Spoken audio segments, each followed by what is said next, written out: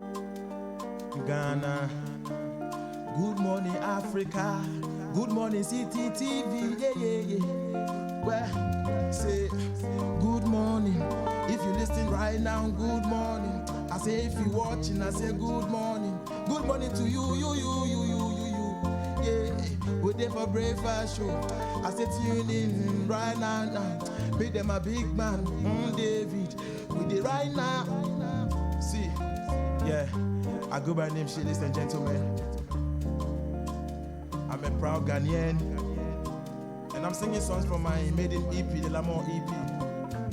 So if you're home, I want you to enjoy with me. One time, turn the mic.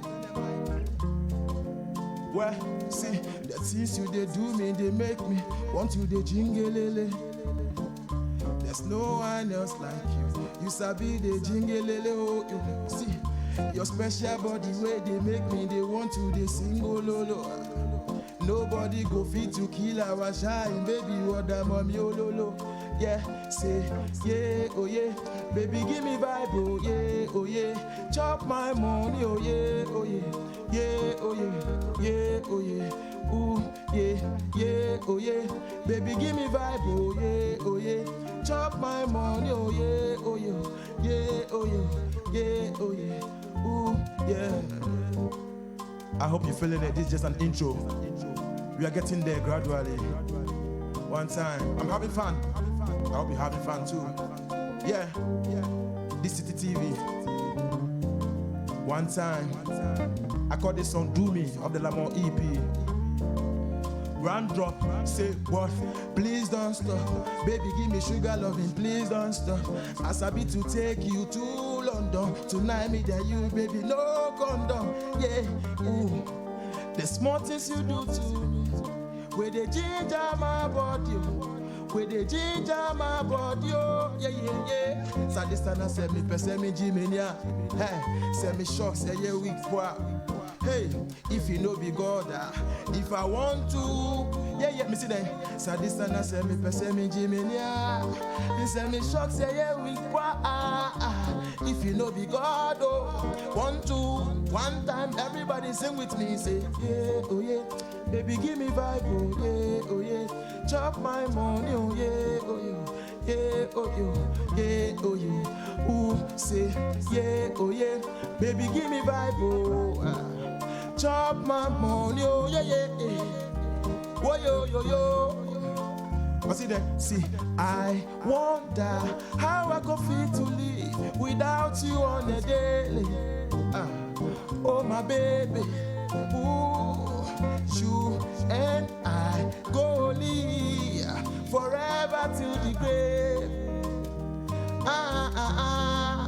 Well, the things you they do me, they make me want to they jingle oh. There's no one else like you. You sabi the jingle oh yo. Your special body way they make me, they want to they sing oh lolo. Nobody go fit to kill our shine, baby. Oh the mommy oh lolo. So this sana say me first say me Jimenia. Hey, so me shock say yeah weak boy.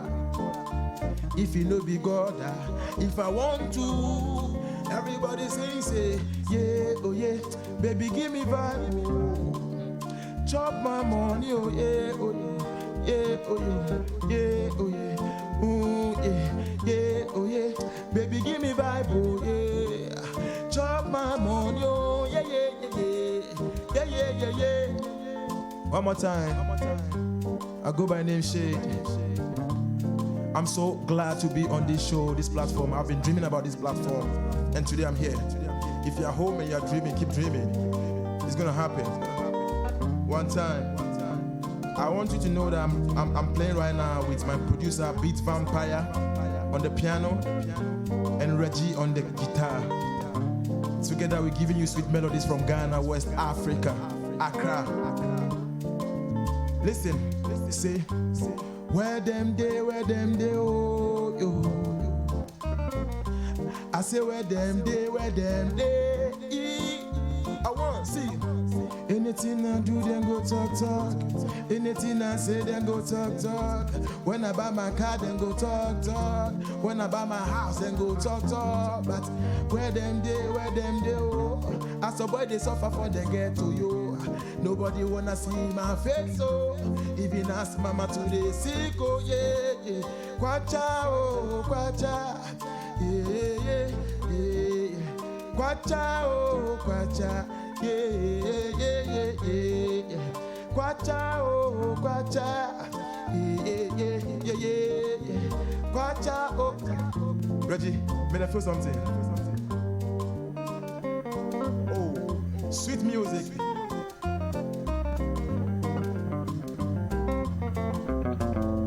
Ooh, yeah. Oh.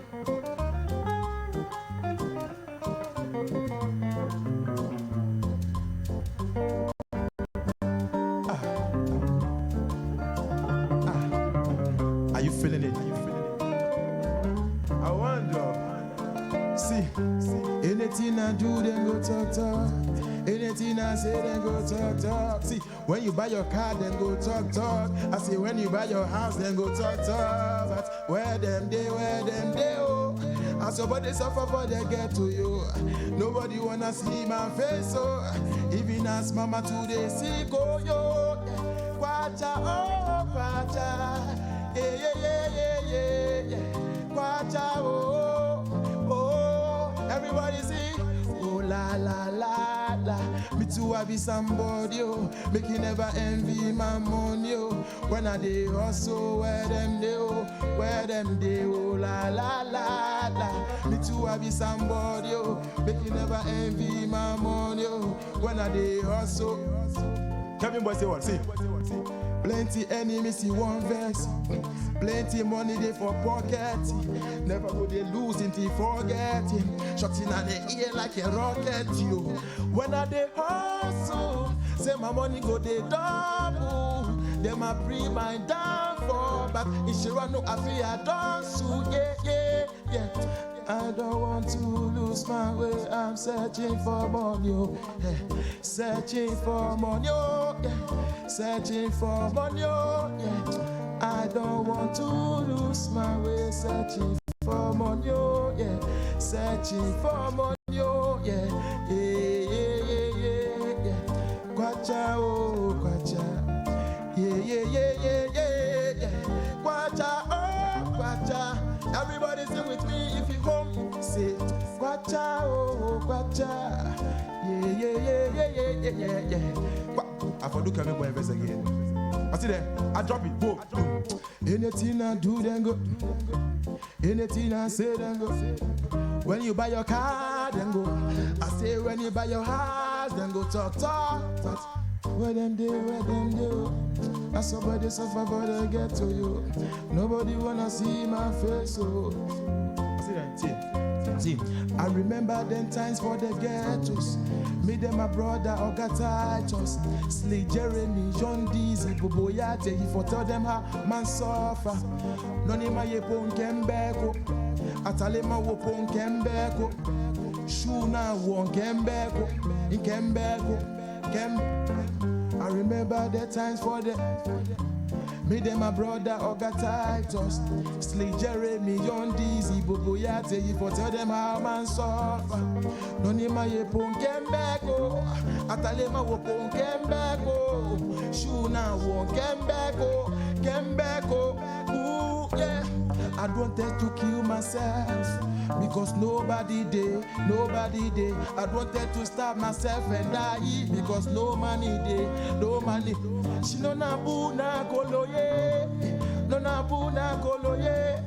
Ni mona jole mokonyale mole yeah. Everybody sing with me, say kwacha oh. Oh, I'm feeling this. Oh yo, yeah. Kwacha oh. Good morning to you wherever you are. I say kwacha oh. If you believe money go follow you this morning. Oh yo, say kwacha oh. You say what? One more time, say what? See. Plenty money there for pocket. See plenty enemies, see one verse. Never never go they lose until forget it. Shotting on the ear like a rocket you. When I they hustle, say my money go they double. Then they pre my downfall, but if you run no I fear dosu. Yeah. I don't want to lose my ways. I'm searching for money, oh yeah. Searching for money, oh yeah. Searching for money, yeah. I don't want to lose my way. I'm searching for money, oh yeah. Searching for money, oh yeah. The things you they do me, they make me want to they jingle. There's no one else like you. You sabi the jingle. See, your special body way they make me, they want to they sing oh lolo. Nobody go fit to kill our shine, baby. What that mommy oh lolo. Sadistana send me pese me jimenia. Send me shock say yeah week for. If you know be God, if I want to, yeah oh yeah. Say yeah oh yeah. Baby give me vibe oh yeah oh yeah. Chop my money oh yeah oh yeah. Yeah oh yeah yeah oh yeah. Say yeah, oh yeah, baby give me vibe, oh yeah, chop my money, oh yeah, oh yeah, oh yeah. One time, I go by name Shay, ladies and gentlemen, like I said, I've been dreaming to be on this platform, and today, by the grace of God, I'm here. It took me hard work and determination. I believe you're home as an upcoming artist like me, like myself. Believe in yourself, keep doing what you're doing. And one day, you go reap everything. I day on the Good Morning Show. Everybody I say good morning. Citi TV, I say good morning. Brackway, good David, good morning. Jessica, I say good morning. Cameraman, I say good morning. Everybody, I say good morning. The Brave Fire Show, I say good morning. Yeah, yeah, yeah. I don't want to lose my way. I'm searching for money, oh yeah. Searching for money, oh yeah. I want chop money, oh yeah, yeah. You don't have to lose your way. You have to keep searching for money, oh yeah. Searching for money, oh yeah. I want chop money, oh yeah. I don't want to lose my way. I'm searching for money, oh. Searching for money. I go by name Shade. Thank you very much, Ghana. One time.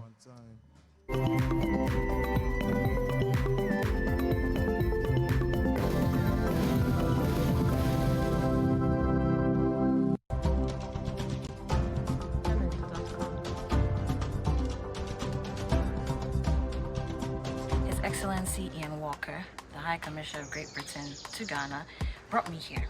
And, Charlie, I'm suffering, but I'm persevering.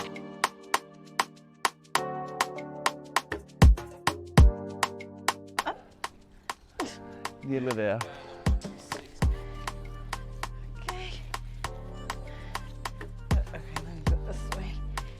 Effortless. Well done. It doesn't feel like that. Made it look easy. What do you mean? No problem. How do you do this? We talk about living in a global village, right? It's not enough. I mean, social media has taught us that. Sorry to interrupt your good conversation, but I just thought I'd like to introduce some succulent Scottish black pudding. Oh, look at that. Oh, wow. All the way from Scotland. Oh, this is amazing. Thank Oh, you. you've absolutely made my day. Have you tried this before? No. This is sensational. It's hot, but oh my goodness. I won't tell you what it's made of. This is good though. Oh.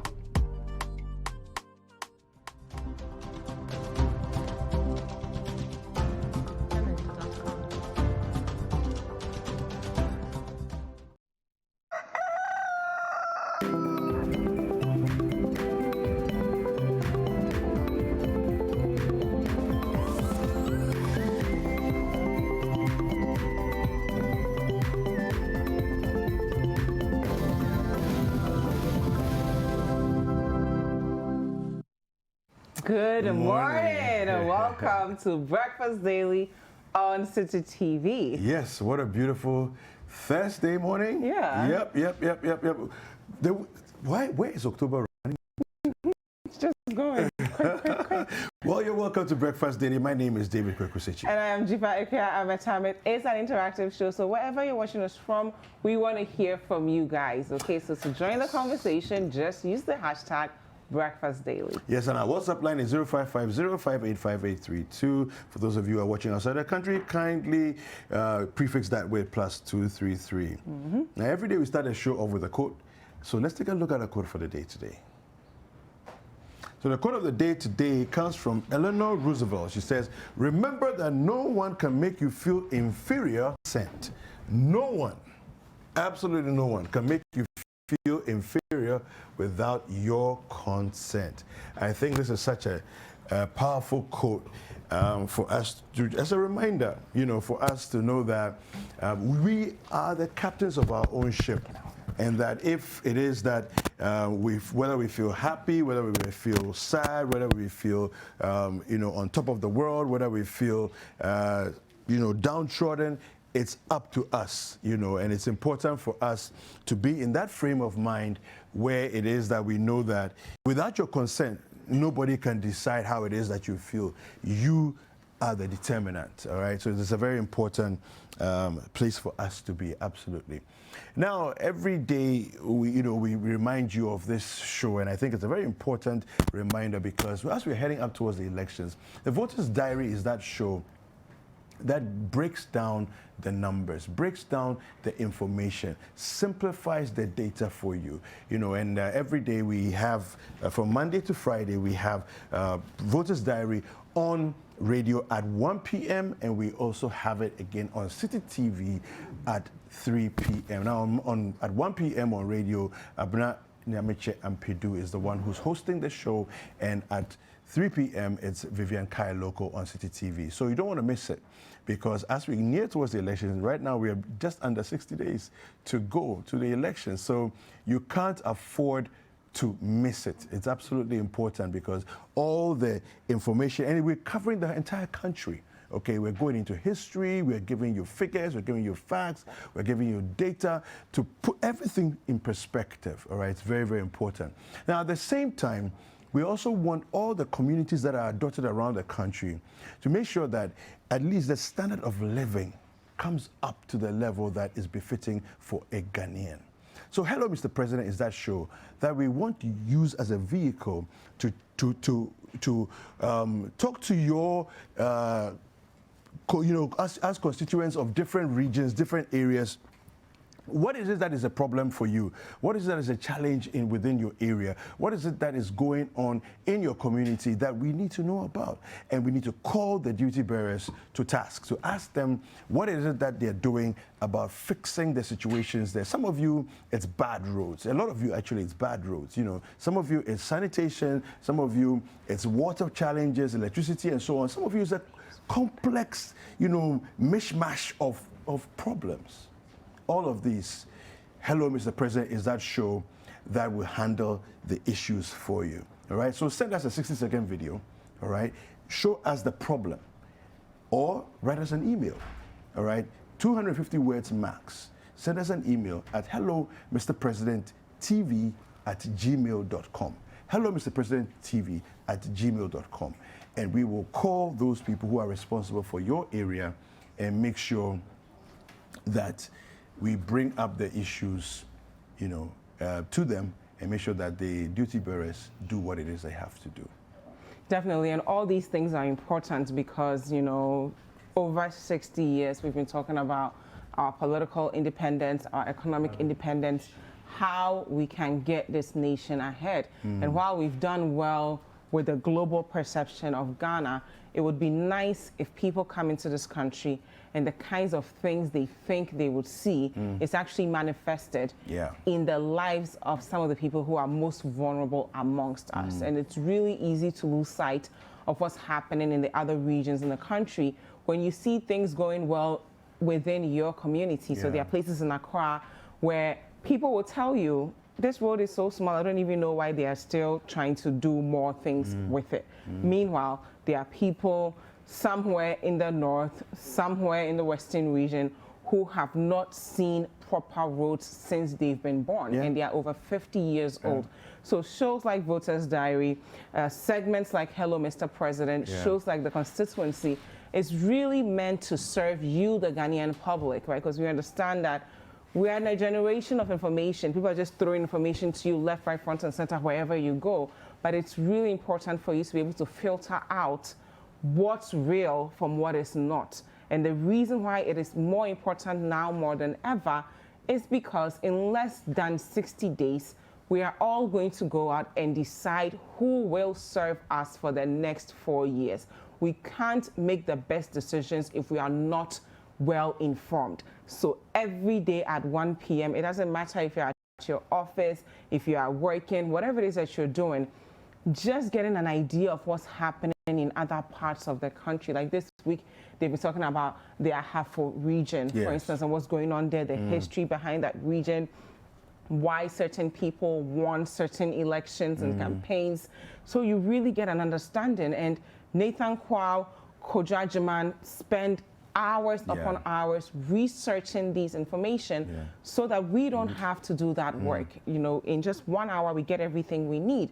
And then at 3 p.m. on TV, you get well-informed information from our team of experts. You know, half of them have gone to really good schools, are well-equipped. I can't think of any better team to inform us about what we need to know before we make that decision. And of course, now, Hello Mr. President will take the camera into your hands and ask you to tell your own story. Nobody can tell your pains more than you. You know, and I like the quotes we started the show off with. And there's a policy most of my friends and I live by, and it's you get to determine who makes you their victim. So no one can make you their victim without your consent. So if your government is turning a blind eye to problems you're facing, if policymakers are not doing anything, your silence is in a way consenting to them taking you for granted. It's our taxpayers' money that keeps them in office.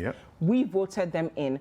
So by voicing out what you're doing wrong, they now know that we've not given them the permission to make us their victim. They are supposed to serve us. Absolutely. Something you said earlier on that, you know, sort of reminded me of something I've been asking myself. Why is it that a perfectly good road gets resurfaced, right? Whereas you know, maybe with a third or fourth coating, whereas there are roads, even in Accra, okay, that have been left abandoned for 30 years, 40 years. You know, there's virtually no road there, you know, but then some other areas where the road actually exists and there is not yet a pothole, the road is being resurfaced. It makes no sense. I don't know on which planet that logic works, but somehow we're doing it, you know, and I think it's a very important thing for us to push our duty bearers to do better, right? It's time for regional news roundup. So let's take a look at the news from around the country.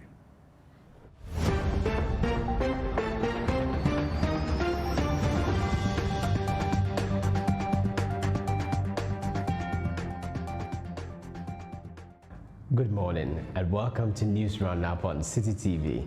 My name is Edward Oponumafo from the Ashanti region. Coming up, many residents at Abuabo in the Sokoromampo municipality of the Ashanti region have been forced to vacate their homes following Tuesday and Wednesday's rains, which lasted for hours and have flooded some areas. The residents lament the inaction of authorities in addressing the drainage system in Abuabo Palele, which has a river flowing through the place. The river, coupled with an inadequate drainage system in the area, causes the general area to flood anytime the place is hit by torrential rainfall. They have thus called on relevant authorities to quickly come to their aid by reconstructing a bridge in the area to help address the challenge.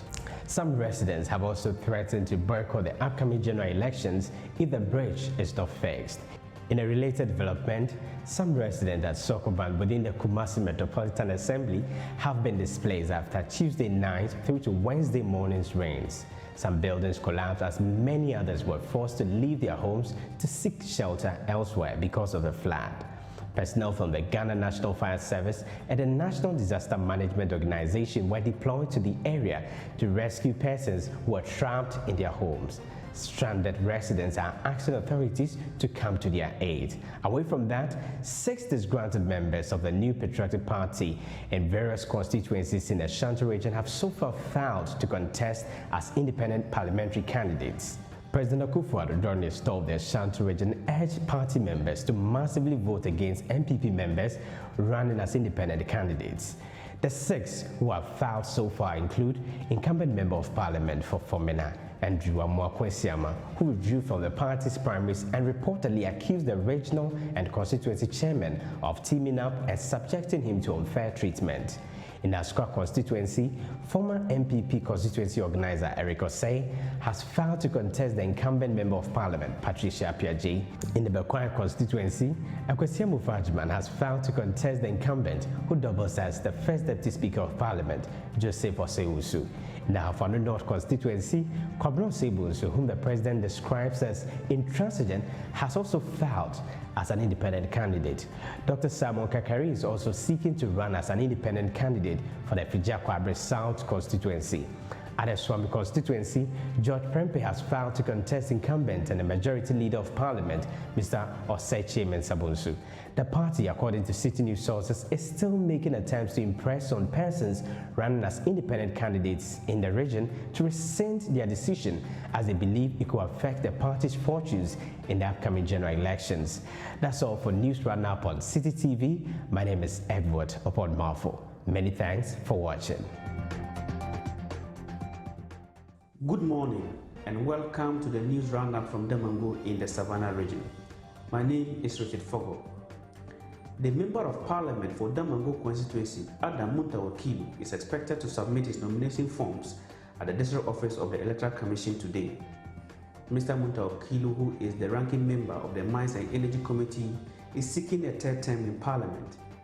He faces competition from Deputy Chief of Staff Samuel Abujinapo of the MPP and Daniel Tekedange, an independent candidate.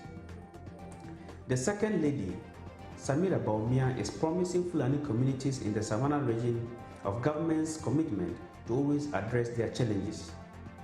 Samira Baumia, who was campaigning in Fulani communities, asked the indigenous to disregard what he described as the NDC's propaganda that they will be discriminated against by the MPP. Speaking to the Fulani community at Damango, Mrs. Baumia called on them to vote massively for Nana Akufo-Addo and MPP parliamentary candidates in their constituencies.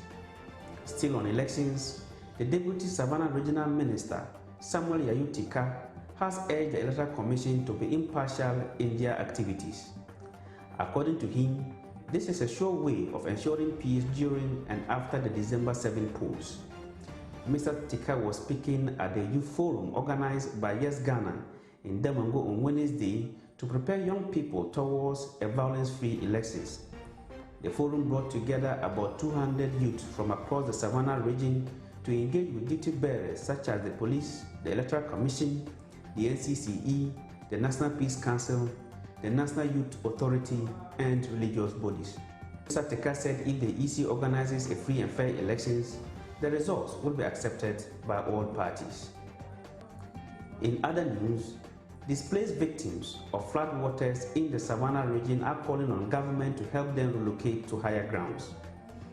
3,082 persons have been displaced by flood waters from the White Volta in the region. Some of the displaced continue to live with family members and friends, while others live in temporary camps set up by the National Disaster Management Organization. The displaced who spoke to Citi News say they are ready to permanently relocate to higher grounds if the government will assist them. And finally, life is yet to return to normalcy at the Mole National Park in the West Gonja municipality of the Savannah region. The park, which is Ghana's largest game reserve, was closed in March due to the COVID-19 pandemic. Though the park has been reopened following the easing of restrictions by governments, authorities say the number of visitors at the park is yet to pick up.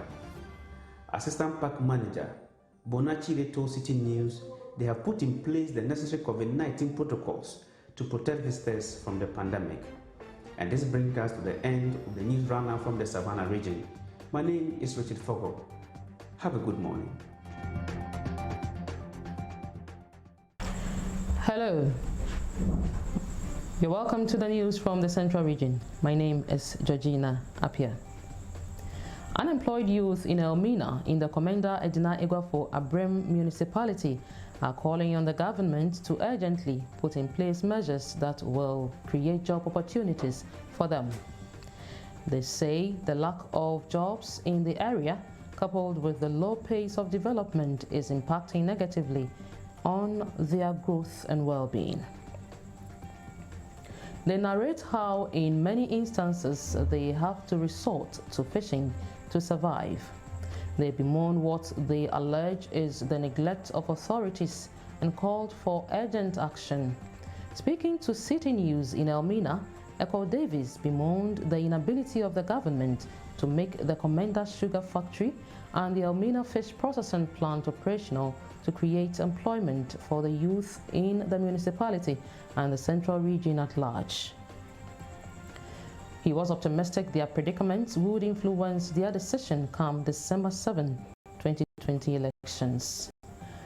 Meanwhile, a section of the populace in the Commander Edina Iguafo Abrem constituency say they will vote against the government in the upcoming elections because of the collapse of some companies in the area which belonged to Dr. Papakwesi Indum, founder of the Progressive People's Party. They say most of them are now unemployed and enduring harsh economic circumstances because of the collapse of the companies in the area, a situation they blame on the government. They cited specifically GN Banks, among other companies belonging to the PPP founder, which have collapsed under the NPP government, and indicated the government hasn't been fair to the people of the area. Speaking to Citi News in Elmina, Kojo Otu maintained that the economic situation has worsened as a result of the collapse of the named companies in the area.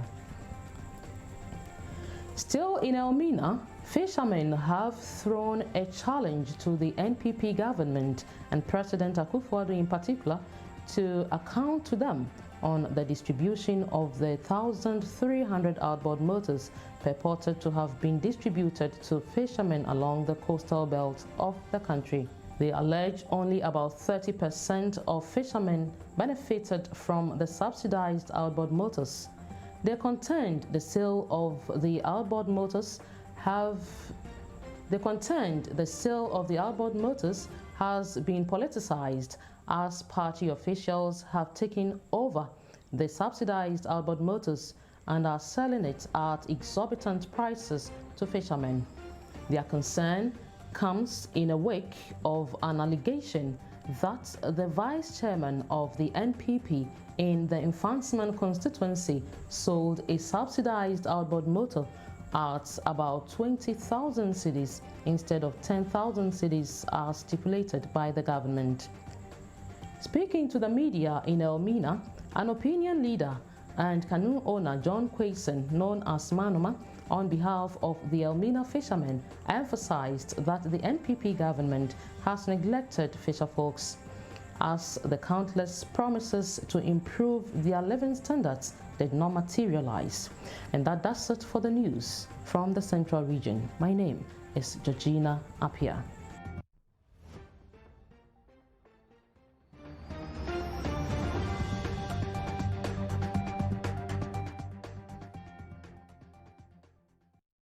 And that's the regional roundup for us.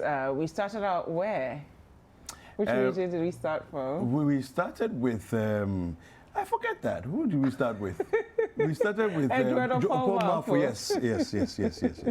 But of course, this is meant to just give us a brief of what's happening in the country in just a few minutes. Yeah. News reviews next. Yes, news reviews next. Well, we'll be right back after news review to continue the show. Duke Mensah Opoku will be hosting the news review. My name is Dziffa Ametam. And I'm David Kwekusi. Don't go anywhere. We'll be right back.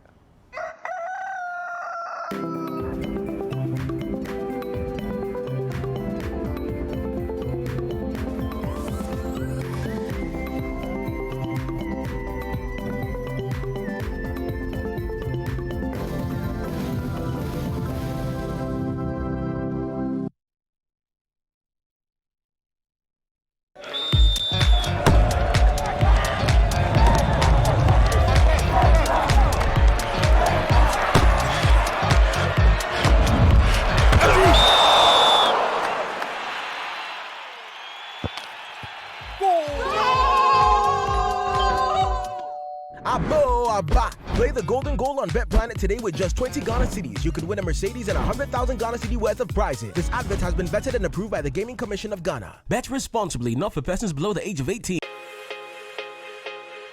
There is no promise we cannot keep. There is no commitment we cannot honor. There is no delivery we cannot guarantee. There is only one Bethel Logistics Company Limited, a licensed international freight forwarding and clearing agent, a trusted global brand with an extensive network for the movement of air freight and ocean freight worldwide. We are the trusted name for road freight into Western and Northern Africa. We are fully accredited by Ghana Customs and Excise. We cater for all your freight forwarding, customs clearing and forwarding, cross trades, inland transportation, internal cargo tracking systems, customer freight costing and consultancy, cold chain logistics management, logistics and warehousing, quality inspection, and much more. In Accra, Tema, and Takrady, we are always available to ensure easy movement of cargo countrywide. Call us on 0204 528 900 or 0244 707 859. Email info@bethellogistics.com. Locate us in Accra at North Ridge, adjacent Accra Girls High School, or in Tema at Community 4, or in Takrady on the second floor of the GCB building. Website bethellogistics.com. Bethelog, experts in shipping logistics.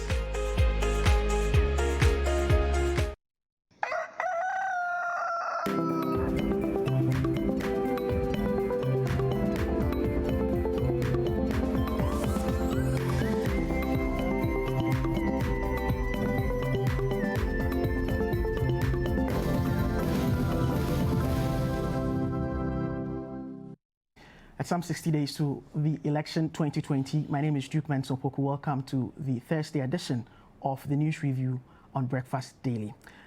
We'll begin by going through the newspapers this morning. We'll begin with the Daily Graphic. Resist endorsing aspirants, Asantehene cautions partisan chiefs. Mahama Jogbenuku file nominations. To the Ghanaian Times. BOG descends on money doublers, warns public against their activities. 2 jailed for stealing cash from bullion van. Hualugu irrigation dam will bring socio-economic transformation, President assures. And former President Mahama PPP flag bearer file nomination forms for 2020 polls. To the Chronicle. I grew economy by 14 billion US dollars. That's according to candidate Mahama. Nana has cleared his way for 4 more years. Talency chief. To the Daily Heritage.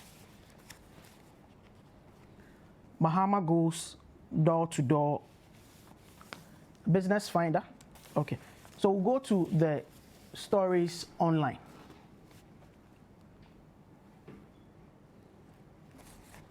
PPP flag bearer Bridget Jogbenuku submits nomination forms, wants filing fee slashed.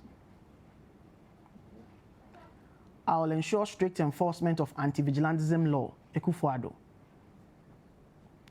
NDC won't boycott 2020 elections regardless of EC's actions, Eseidun Ketia. would have loved to engage Mahama on voter register consents. That's according to the chairperson of the Electoral Commission, Jean Mensah. Esiedun Ketia submits Mahama's nomination forms to EC. To citybusinessnews.com. Delisting on Ghana Stock Exchange. Companies urged to strengthen corporate governance systems. Ghana Civil Aviation Authority workers blame Lands Commission over sale of lands meant for infrastructure expansion. Christmas sales. FDA to intensify surveillance to prevent sale of unwholesome products. Create conducive environment for struggling sector to thrive. That's according to a tourism chamber. Business of Christmas, a look at preparedness and sales in Accra's business district. To myjoyonline.com. Affirmative action bill to be passed in 2021. That's from the gender minister. For more news, visit citynewsroom.com, and for more business news, visit citybusinessnews.com. Come into the studio now and introduce the guests and the panelists who are helping us do the discussion in this edition. To my left is Richard Asante-Ebua, government spokesperson on infrastructure. Welcome, Richard. Thank you very much. To my right is Abraham Amalba, Director of Legal Services for the National Democratic Congress, NDC. Welcome. Thank you for having me. So we'll begin with the story. Talensi Chiefs names Akufo-Addo as president, promise to assures him of second term. That's one of the stories emanating from the president's tour of the Upper East region currently. And I take these stories. The paramount chief of the Talensi traditional area, Tong Rana Kublisong Nabletang, has given the president, Nana Addo Dankwa Akufo-Addo, the name President Promised To, in quotes. Tong Rana said he gave the president such a name due to the numerous developmental projects initiated in the area and Ghana as a whole. Mr. President, he said, you have heard most of our prayers, our cries and concerns already. We want to acknowledge your response to them, especially the Pualugu multipurpose dam, the Bolga Boko Polymachrome Road, which was promised to be constructed by previous regimes without any action, but is today nearing completion under your stewardship, the Tong Rana said. I'll begin with you on this issue, Richard, regarding the president's tour of the Upper East region, still related to the electioneering season going into the election 2020, which is just some 60 days away. Thank you very much, Duke, and I will want to say good morning to your amazing viewers, and also good morning to my friend from the NDC, Maniba. It's been some time now. I mean, the mischief, I've not heard that in a while, so I hope that today there will not be mischief on the show.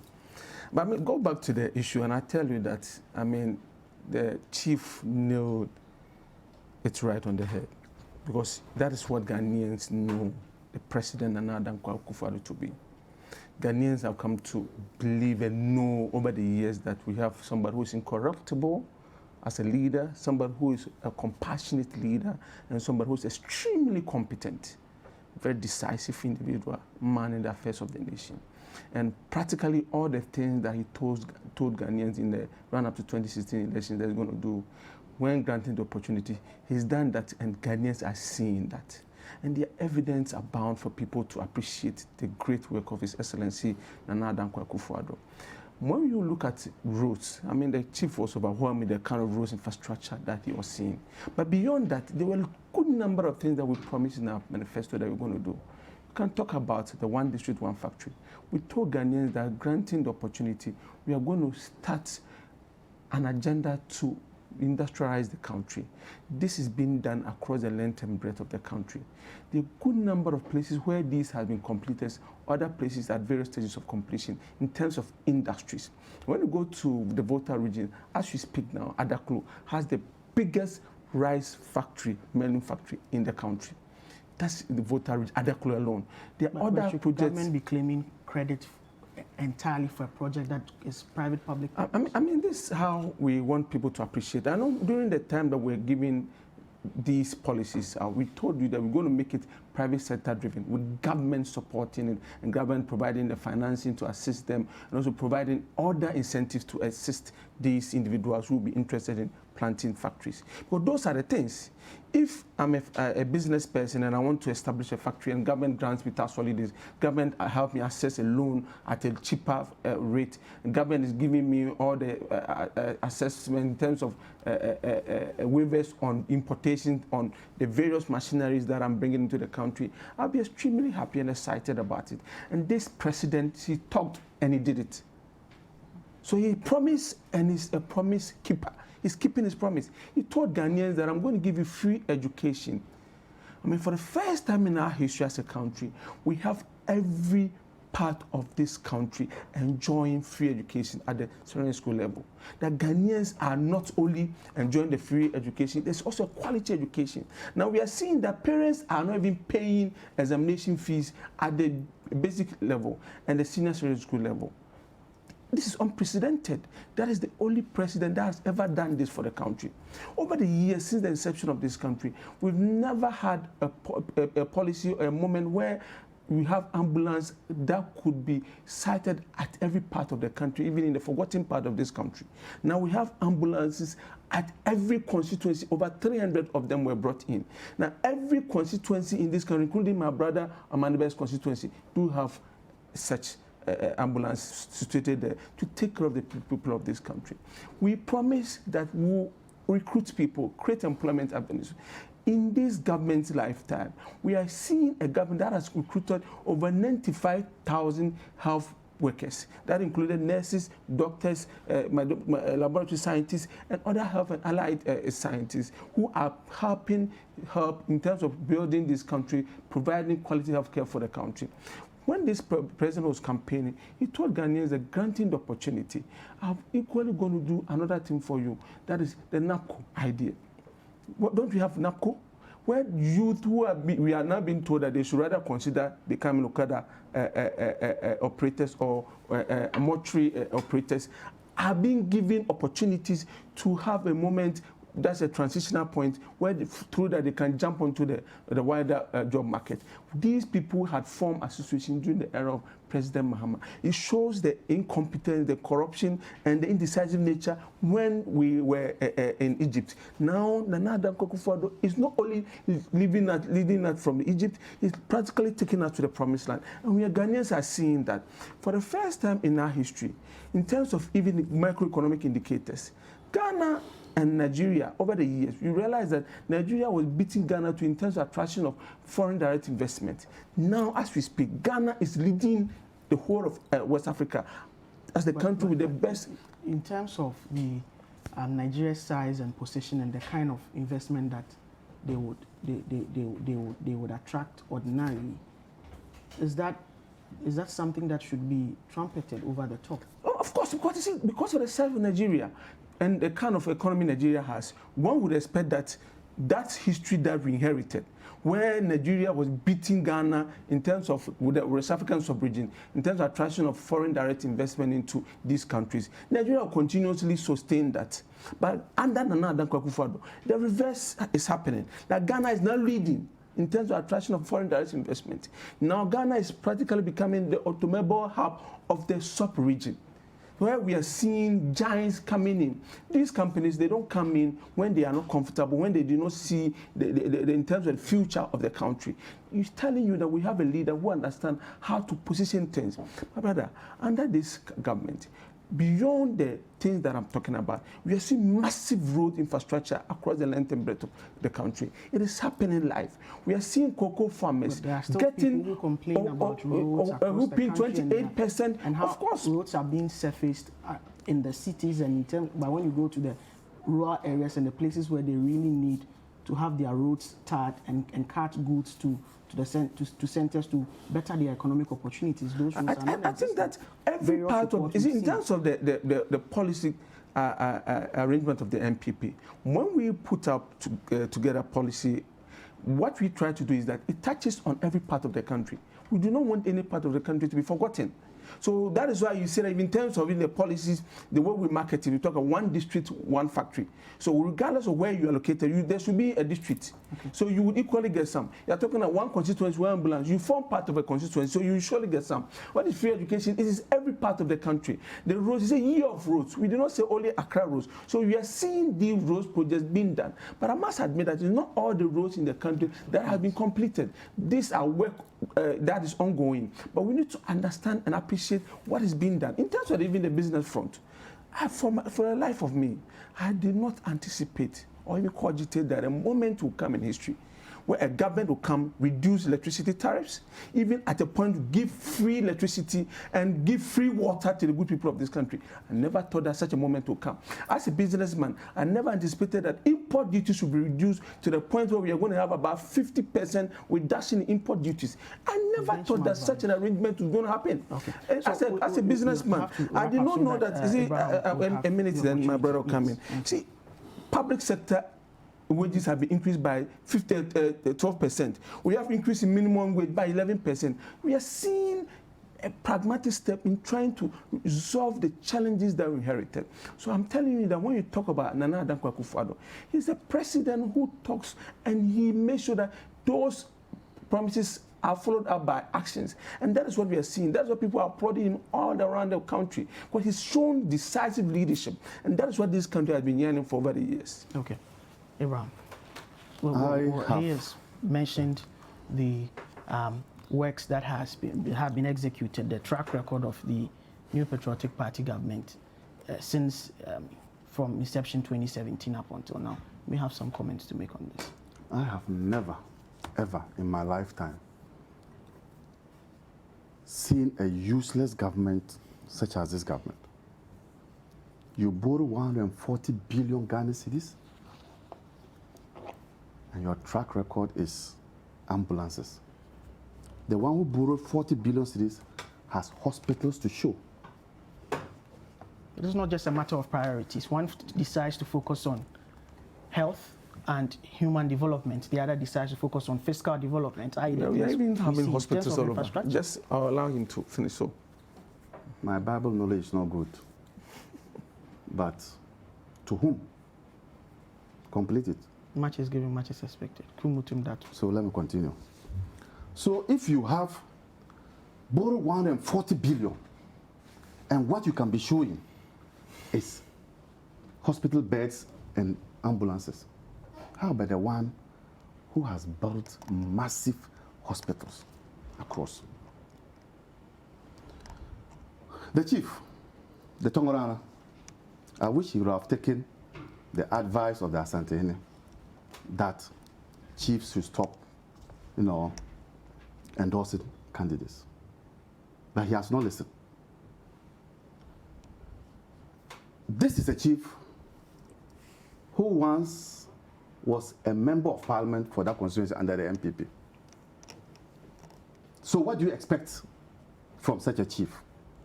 Is he an independent observer of the political landscape?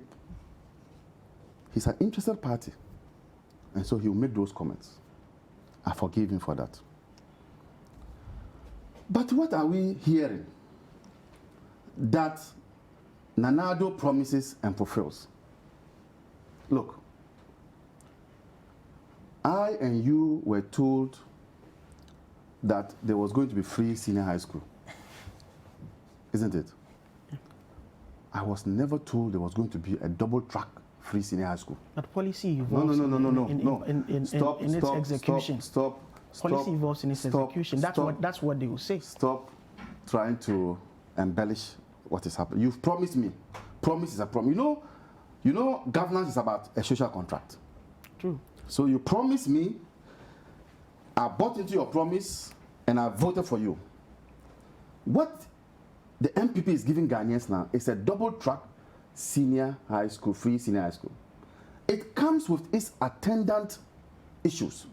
You've heard parents talk about how students now spend more time at home than in school. And what does that mean? It means that while the children are staying at home for 3 to 6 months, they would have to find something to engage them. And so they pay more for extra classes than they used to do. So you need to juxtapose that with whether the senior high school policy is free. Because when they go for the extra classes, for that long period, they pay money. And that is part of the schooling. I just came in here and heard your, from your set. Fishermen in Elmina say that the numerous promises Nana Akufo-Addo gave them, he has not been able to fulfill them. Criminals in his administration are selling outboard motors. I don't think that's an allegation we can prove here. I'm the one who said it. Your TV said it. If we can stay away from your that. TV said that. Your TV said that. Your TV said that. Your TV said that. Your TV said that. So I think we can stay a constituency chairman sold an outboard motor 20,000 when it's supposed to be 10,000. Somebody just alleging, and you are pushing that. I'm not the one saying it. Prove here. So if you can stay away from that allegation, thank you. So the understanding of the MPP whenever they come to power is like having won a war, and so the spoils of war must be distributed to their people, and that's the example you have seen where outboard motors, which are supposed to serve fishermen, are being sold. It's not what you mean. The dual out tone. Now, respectfully, no, but you see, when you were talking, that's okay. That's okay. When you were talking, that's okay. That's okay. Please continue. No, I need to let you know. When you were talking, I was pained. Don't worry, you go. I was pained, but I disciplined myself. So keep quiet and suffer. Please this Boku, Bolga Boku Polmako Road, I can tell you and you can check. Before we left office, we had given it out for construction. That's not true. If one of your producers can quickly check. The contractor that did the circle interchange is the one that Galv something. Quiroz Galval. Galval. We have given it out for contract. But this is a matter that always both parties talk about. So we don't know if I am making a point. One takes credit for execution or the other takes credit for securing the funds. It's always a matter that becomes a matter of contention among the two. Sitting here, I'm not taking credit for anything. But it is because somebody is taking credit for it. That is why I'm trying to disprove it. I've not taken credit for anything. So if this road had been constructed or been allowed to be constructed, by now this road would have been a motorable road, not what we are seeing now, where there's flood which has cut off the people. You know, recently flood cut off the Kuburi Ridge, flood cut off the people there. So I have said time without number that the elections that we are going into is not an NDC MPP affair.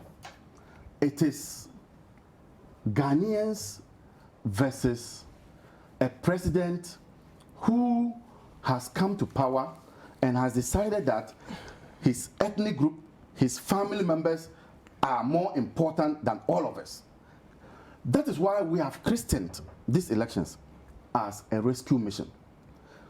Let's take the power from this president whose focus is just to ensure that his immediate family members succeed as against the entire country. I would have expected that we are going to the fourth year of the government. I would have expected that by this time, the president would have been commissioning projects. So probably the president would have finished building a hospital somewhere and then go and then cut it and people will start using it. I would have expected that a president would have gone to, well, he was in Bolga, and what he did was to go to Zamstek, my former school, to commission one of the buildings, a new building that had been there since time memorial. I thought that by now he would have commissioned a new senior high school. I think that this president is a total failure. He's a mistake for Ghana, and that what happened in 2016 was an aberration.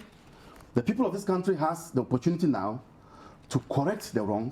Obviously, and in 2020, no, I have given you enough facts to support what I'm saying. You have a president who carries his chairs all over wherever he's going, but when he was in opposition, he went and sat with people on benches, ate with them. Curiously, when he was going to his hometown, that chair didn't go with him. Well, we'll take a break here. That chair didn't go with him. We'll take a break. That is the kind of president we have. Move to the second issue that is up for discussion, and we'll take some of your messages. The number to send the message is 05505858332, and the WhatsApp line. That's the WhatsApp line with which you can bring in your comments. You can also join us via the social media platforms on Twitter and on Facebook. We'll take a break here. When I come back, we'll look at the other stories. Telephone number.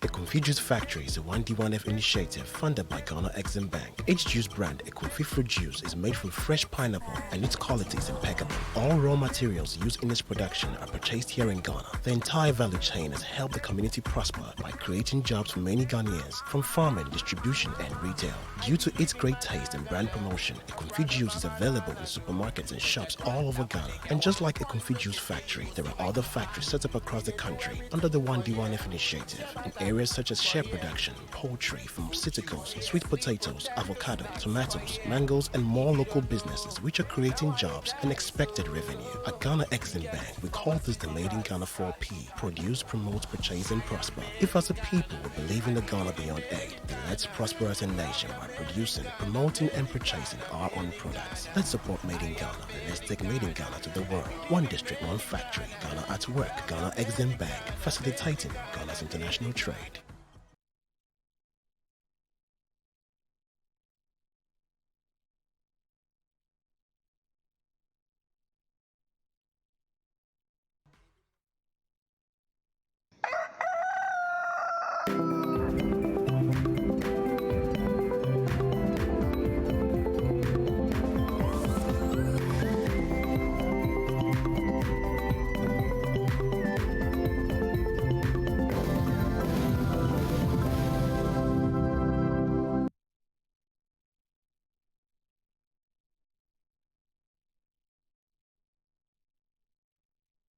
Hey, welcome back. This is Breakfast Daily on Citi TV, the news review segment. Before we went to the break, we're discussing the matters arising out of the president's tour of the Upper East region and the record of the NPP government, as well as that of the NDC administration, that of Amaliba Council, that's NDC's Director of Legal Services, was making the point about the record of the Mahama administration. I would give him just a minute to wrap up, and I would give Richard the opportunity to rebut so that we move on to the next issue. Yeah, so the chief of Tonga must also know that in his constituency, there isn't any major project that the MPP has commissioned. I would have expected that, having said all this about the president, he would have said that, oh, in Tongo, this project was your project. This project is your project. Failure to do that simply means that the Tongorana was engaged in deceit of the people. But in Tongo constituency rather, that has always been a safe seat for NDC. And so we are not worried that the chief is playing ball with Nanado.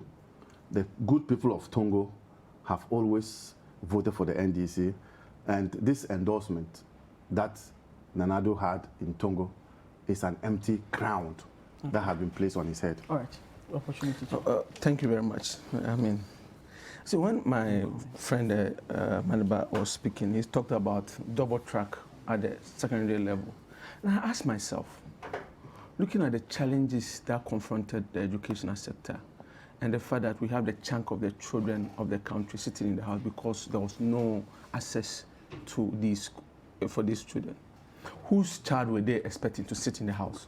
That's the system that they were building over the years, where the children of the affluent, the politician like himself, Mr. Mahama and all those who can go to school in Dubai and the rest. When the Aquile, the Wachisele's daughter will be in the house, Coco, the Kalkin Seller's child will be in the house, the Trotro mate child will be in the house. Those were the situations, the challenges that we had. But it takes a president with a vision, the president who is decisive, who is competent to know how to manage such an affair. That's what we've done. So I'm saying that when it comes to the MPP and NDC, it's like light and darkness. There's darkness. And it even shows to what they did when they were in power. They took the country through total darkness. So that's darkness. They believe in darkness. There's a president who believes in light and a government that believes in light, providing things for the country. And that's what we've seen. Let's come to NDC and MPP. You see corruption that is wearing people, and we see people who are incorruptible. I mean, I'll give you a classical example. Remember the mobile money interoperability? When the NDC was in government under Mr. Mahama, they signed a contract with System Switch that was leading this country to spend $1.2 billion. My brother, watch my lips. $1.2 billion. When the MPP administration came, we cancelled that arrangement because we thought that it was a rip-off. You know how much it cost the country to do a better, more advanced with other scopes that were not included in the NDC, $4.5 million. That's the difference. That's the mass difference. It tells you that the NDC would do, it's talking about loans and all those things. My brother, let me give you something. NDC, the chunk of the contract they say they awarded, they did not pay a single peso. They did not pay anything. It's just the MPP that came to pay for some of the things that they did. He's talking about hospitals, the kind of hospitals that we've done beyond even the new Agenda 111, where practically every part of the country is getting a hospital, including regional hospitals, 6 regional hospitals. Which government has done that? Okay. Looking at what is being done even at the health sector, where at the moment, medical doctors are doing their masters for free. They are not paying anything. Government of Ghana is paying for medical doctors to do their masters. Postgraduates. Government is doing that. We're seeing what is being done during the COVID arrangement, where doctors and the people within the health industry are getting a lot of assistance from the government, from tax removal, plus 50% of your basic pay being added to you, and other things just to motivate you. Some have complained recently that they've not received. Of course, they will receive it. Some are not received because of the. I'm saying that. No, of course. That's what I'm saying, that some have received. It is the process. They will receive. We've seen a government that under them 80 financial institutions collapse during their tenure. Not a person will pay to anybody. They watch on and allow the lives of DKM, God is Love, and their siblings to dupe people of this country, including the good people of Brong Afro region. The NDC sat down, did nothing. Under the MPP, monies belonging to Ghanaians, that certain individuals who had opportunities of setting up banks and other microfinance and other financial institutions do Ghanaians, these monies have been paid. Where do you think the government will get the money from to pay these Ghanaians? The Ghanaian is cited that over 4.5 million Ghanaians have received their deposit. Where were they expecting the government to bring the money from? And beyond that, there are another thing that they are not understanding and they can't appreciate. You see, when you're calculating the debt profile of a country, you're looking at the interest rate differentials, and they don't even factor all those into the equation. But when you're leaving power, your dollar that we had the exchange rate was about 4.4 or 4.5. Now it is 5.5 thereabouts. That even differential alone, so the loans you took, and most of the loans that we took was to even restructure their loans because they went and borrowed at an expensive cost to the country. So they need to understand this. I know they don't understand economics and other things, and they are not really interested in reading a lot. But in terms of some of these basic facts, I do expect the NDC to appreciate it. We are looking at the government and the president who cares, who understands how to resolve the problem of the nation. That is why when he goes everywhere, he's being applauded. We are not looking at a government who comes out with a Okada and Mochi manifesto. That's what we are interested in. Okay, we are looking at a manifesto that will transform the country. The next issue. The next topic has got to do. The next, yeah. So this matter is still related to election 2020. So you'd have the opportunity to talk about. But you had to wait for commercial. So the next story: don't try to subvert the will of Ghanaians on December 7th. Mahama wants EC. The story on citynewsroom.com says the flag bearer of the National Democratic Congress, John Mahama, says the party will ensure that the choice of Ghanaians in the 2020 polls is respected and upheld. He said no institution, including the Electoral Commission, should try to subvert the will of Ghanaians in the upcoming elections. Speaking at the launch of the party's Election 2020 national campaign at Sihioso in the Western North region, John Mahama said the NDC will actively monitor the elections and related processes to ensure that nothing untoward happens. To quote what he said, portions of it, he says, "We are determined, and the Electoral Commission and no institution and nobody can or should try to subvert the will of the Ghanaian people. We have had the concerns to draw the Commission's attention to the many instances of infractions and actions that have not satisfied us." I begin with you. There's the comment that this may be a comment or this may be statements to prepare the minds of Ghanaians for a matter, any eventuality that comes with regards to election 2020. What do you say to that? A little point on the last topic. You see, I must commend him. He's very courageous, a courageous communicator, to be sitting on national television and be talking about corruption in this time. Is there any corruption more than PDS and Ajapa in this country? Is there any corruption more than Ajapa and PDS? He's very courageous. I'll clap for him. On the substantive matter, the conduct of the EC has always been worrying to we in the opposition. But I don't blame them. I blame the president for appointing such people to occupy that very sensitive position. There were the same concerns that came up when President Mahama then appointed Charlotte Osei about the process not being consultative enough. The same issue that you are raising. I'm saying that in this one, the appointment is problematic. The appointment of the two. The Dr. Bosman, who is a known patron of the MPP team. Oh, that's not true. That's never true. Will you let me make my point? But this is not a statement of fact. He's also a Dr. Bosman. He's a known political scientist who with is an understanding of a patron of the TESCOM. Yeah, they call them the TESCOM. But that's not true. In University of Ghana. Mr. Manama, that's not true. Such a person. The second one, been the case. The second one is appointing somebody whom the NDC had challenges with when she was even at IEA. Charlotte said nobody could associate her to any of these issues. There was a case in court challenging her appointment. No. That one is different. That one, they were saying that the president should have consulted. But that's the point I'm making. No. I am saying that these are people who are clothed in MPP colors. That's what I'm saying. So such people will not look at the national interest and, guide the EC to take that path.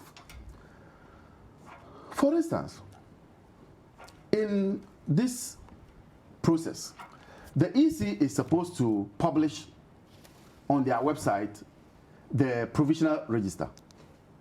And I can tell you which regulation says that. That is regulation 23.3 of CI 91 as amended by CI 126. Up to date. You go onto this thing, you can't see any register there. That is to afford political parties and the voting population to be able to access and see what is happening. Transparency. The EC has been violating its own regulations. And so when you look at the conduct of the EC, you begin to come to one irresistible conclusion that they intend to rig the elections for the MPP. But this is what I have to say. That's an unfair comment. No military force, not only in Ghana, in the world, no military force can stop the determined will of the people. The will of the people can never be stopped by any military force or even any police force. So what the former president is saying is that we will play our part as a political party to be vigilant. And when I receive calls over the country, our people tell us that let's be vigilant. That has been our watchword. I have led a program together with the Director of Elections, Elvis Efreankra, to train our lawyers and former government appointees to man our coalition centers. Reason being that, as the former president has indicated, we want to ensure that we send men of integrity, men of substance to those centers so that we can police our votes. There's going to be a second training for polling agents. We are doing all these things for the people of Ghana to know that we are prepared to protect the votes that they will cast on that day. And you know, everybody here knows that those who cast the vote are not those who determine who the president is. You know those who determine. But the political parties are interested parties in putting together the mechanisms to determine the outcome. IPAC, among others. IPAC has been bastardized under this. It has now been reduced to information sharing. You people come, we are going to do this. You people come, we are going to do this. IPAC has now become an information sharing chamber. I am saying that those who determine the outcome of elections are not the voters. It's not me and you who go to queue. It is those who count the elections, the votes. So because we know that the EC is the one that does the counting, and we have no trust in the EC, that is why we are doing all these things, including training our lawyers. There's going to be a lawyer each in all the 275 constituencies to ensure that our votes are protected. And so what the former president is saying is not out of place. It is just to say that as a political entity, we will go all length to ensure that the votes cast on 7th December will be protected. Okay. Richard, your response to the comments made by candidate Mahama in the Western Region. There's a major difficulty with Mr. Mahama. Mr. Mahama is extremely and incredibly inconsistent. He flip-flops on issues, and I will give you evidence to say. Mr. Mahama, I think the only consistent thing about him is his inconsistency in terms of matters of issues and even policy. Mr. Mahama, when he was in government, said something on November 18, 2016. And I'll read for you. It is on all portals, including Citi, Ghana, Web, and all that. Mr. Mahama pointed out that the EC cannot rig elections for any political party. And this is a quote. Some of them, this one is making allegations that some opposition members were saying. Some of them have gone to the extent of saying that the Electoral Commission is preparing to rig the elections for John Mahama. What I've said, nonsense. These are not my words. These are the words of Mr. Mahama. That for him, he said that he noted that Ghana's electoral system is one of the best in the world. Note, my words, not in Africa. These are his words, not in Africa, in the world, because it has inherent instruments for guaranteeing its integrity. Where did Mr. Mahama sleep? That when he was in government and had a state machinery, when he knew the kind of system and the buffers that the EC has, that he trusted it so much that when he was beaten to it and he lost the election comprehensively, he lost the election beyond repairs. It has never happened in our history where a sitting president was beaten to pop, lost election beyond comprehension, where people became dazed. It has never happened. Now he lost the election, and all of a sudden, EC has become an institution that cannot be trusted. So what happened with all the attributes and the things that he said when he was in government? But the that's the inconsistency of Mr. Mahama. The processes leading to the election so far. But what are the processes? Certain challenges. I mean, this is even worse challenges we're seeing under Madame Sarota. Let me tell you one thing about the NDC. Madame Sarota said whatever she does was absolute and godly. Anybody else, whatever they go about doing, the NDC will go and speak ill to it. I'll give you a classic example. Before Madame Sarota exited the EC office, not because of MPP, but because she had major challenges with own deputies and they were accusing each other and all kinds of things, and they're writing petitions. Based on the petitions and upon the investigation by the Chief Justice Committee, that is why she was removed. The NDC knows all these facts, and they understand it.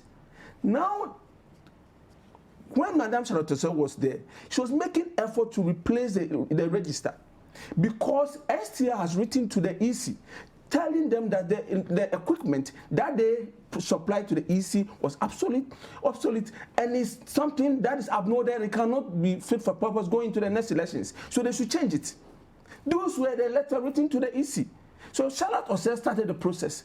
Because she was removed, all of a sudden, NDC were against having a new register. Those are the challenges. And I see it goes beyond even the EC activities in terms of a free property nature. Remember that when he was in power, he sworn that even if it will cost his election, he will never restore nursing and teacher training allowances. Today, what is he saying? What was he saying now? When he was in government, he said that the free education thing is Western, because even African countries who tried it, they are going through difficulties. Even when he was leaving lost elections, he said that if he has 2 billion, he will not spend it on free education. What are his words now? Inconsistent, indecisive, and as he's articulated beautifully in his own book, My First Coup d'etat, it's like Mr. Mahama sitting on a bicycle and descending and not knowing what to do because of his indecisiveness. And I tell you one thing, Mr. Okada manifesto and Mr. Mahama, the activities. When Mr. Mahama was the president, he himself promulgated law and outlawed the operations of the Okada people. He made it illegal. Mr. Mahama, as a president, made the Okada business illegal. Now he loses an elections, and all of a sudden, he's seen the light, and it says that all of a sudden people need jobs. But when he was in power, he did not know that people needed jobs. Okay. So he's going to bring something that he himself made illegal. That is the inconsistency. So when you're looking for somebody who lacks credibility, who goes about criticizing the Electoral Commission, see, the Electoral Commission, like they say, elections are won at the polling station. If you do not go to the polling station and go and vote, and some people go and vote, but at least the results will be counted at the polling station. So when you lose, you are losing because Ghanaians do not expect to have incompetence, indecisiveness, corrupt person to lead the country. That is why they are equal and at ease with Nana Adankwa Akufo-Addo leading the country. Thank you. Let me bring in some comments here that have come through on our WhatsApp line. This one from Daniel Dakwa in Abetifikwe, who says Ghanaians are not going to heed the call of Akufo-Addo to give him additional 4 years because he has failed Ghanaians woefully and subjected them to job collapses, corruption, and insecurity. That is your comments. That's what you think, Daniel Dakwa Abetifi Kwewu. This one from Ija Adam in Inyan, Maine, in the Central Region says, the December election isn't about personalities. It's about securing our common future. The choice, therefore, shouldn't be confusing at all to all of us. For me, the exceptional performance with which the management of the COVID-19 has been executed alone will influence the reason for my choice in the polling booth. That's from Ija Adam in Inyan, Maine, in the Central Region. Abdul Ganiu from the Savannah Region says the MPP's track record is good. 1 district, 1 factory, 1 village, 1 dam, 1 constituency, among others, were promised and delivered. Ben from Takrady says, I'm neither MPP nor NDC. I'm a floating voter. My vote is influenced by the current condition of the economy and what I expect to see. The last issue has got to do with a matter that's with regards to the mining sector in the country, which there's a call from the ranking member on minorities, the ranking member on the Mines and Energy Committee of Parliament. He says government's failure to probe missing excavators worrying. So the ranking member of Parliament Mines and Energy Committee, Adam Mutawakilu, has lamented over government's failure to institute a full-scale investigation into the missing excavators. Hundreds of excavators seized during the fight against illegal mining were reported missing. Speaking to Citi News, the Damango MP said the prospective government of the NDC will reopen the matter. When asked why the committee had not taken up the matter, Mr. Wakilu disclosed that the limited powers of the committee prohibited to do more in ensuring due diligence. So I would allow you to make comments on this. I mean, it is interesting that the NDC, knowing the facts and knowing the various investigations that is ongoing, and people who are even facing the law because of some of the allegation level against them, still would want to bring this to the front burner for discussion because it suits their agenda, because they want to use it to tag anything. But whatever the situation may be, these things, when it came to the government knowledge, government took steps. And not even only the criminal investigation department that is doing works on that. We know other state institutions are equally investigating these matters, and these individuals will be brought to book if found culpable. But we understand that even over 99% of these excavators have been found and given to their owners, and they have not been sold as people the NDC wanted people to believe. There were about 2 or 3 that were burnt in terms of the operation by the Operation Vanguard team, which the state is doing things about to make sure that these individuals, I mean, if indeed they were not burnt at the site, whatever ought to be done to compensate them, they are compensated duly. But so for the NDC, it's their agenda to go on that tangent. But what I want to say is that what was the NDC effort in terms of making sure that we protect our land when they were in power? We saw worst scenarios. I will not want to applaud anybody who goes out there to take an excavator. But we've seen the lives of Wyoming, where over $35 million will dole out to an individual. That money could have built a whole factory in my hometown. But it was given to Wyoming and their collaborators to share. We're seeing where a guinea fowl, over 136 billion old Ghana cedis, was appropriated on guinea fowl that were never seen and flown to Burkina Faso or whatever it was. We saw where a war around a fence wall, was given to Kanazori, who was subsequently given a road contract to do, which deteriorated in 6 months after the completion, who happened to have given a bribe of a fort to the sitting president. That's the first time we've seen a sitting president of the republic being given a bribe. And subsequent to that, the person got a contract to do a fence wall, which was costing $600,000. That could buy a whole house at Trasaco, and even 2 at Islegon. $650,000 just to build a wall around a school field. What was in that wall? Or did they use blood tonic as water? Well, what did they use? Is it blood to mix the mortar? For want of time. Was it gold blocks? So these are the people that we are talking about. And today they will come back crying, oh, you are corrupt. Answer, that's what I'm saying, between the MPP and NDC, this is light and darkness. Far distance away. So in terms of performance and in terms of the party that is corrupt. Abraham, yes, you have the opportunity. I will on any day vote for a president whose tenure guinea fowls flee away than vote for a president whose tenure excavators flee away. Excavators. They cannot fly. Haven't developed wings and have flown. They did not fly. They did not fly. They've been found. When I heard that, they haven't found. They've moved to their own. When I heard that, excavators had gone missing. For a moment, I thought it was this phone that you can just pack it. Excavators moving on this street alone. When you are here, you hear it. How did that happen? Criminals in government then this have planned to steal properties belonging to private persons, give some to their apparatchiks. Hey, why are you pointing your hands at me? You are one of them. Give one some to their apparatchiks. Please, no.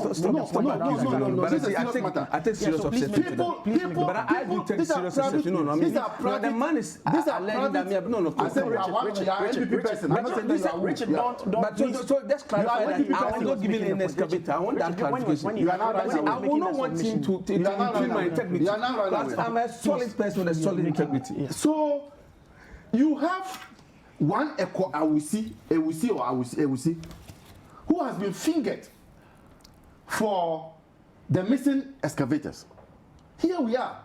Till this day, they will tell us that investigation is going on. My chairman was hurriedly sent to court.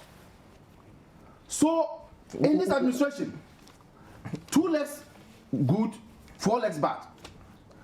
If you belong to the administration, they can continue to massage. Look at what is happening in court over Kenya, Japan. But for the judge being firm, because we may have to answer questions. Yes, I'm commending the judge. The judge is a firm judge. Please don't. If this were who is massaging? If the judge is a firm judge, so who is massaging? If this were an NDC person, this is a private contempt, but another person would have been languishing in jail.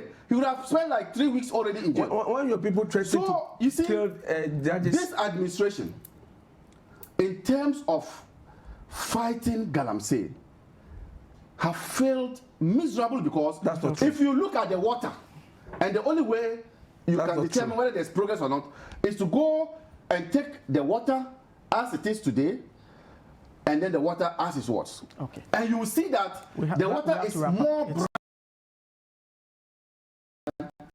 than when they started. The point is, people who have been put in places are the ones even perpetrating the offense. Okay. I have never seen a president who is selling seats close to him, cash for seats.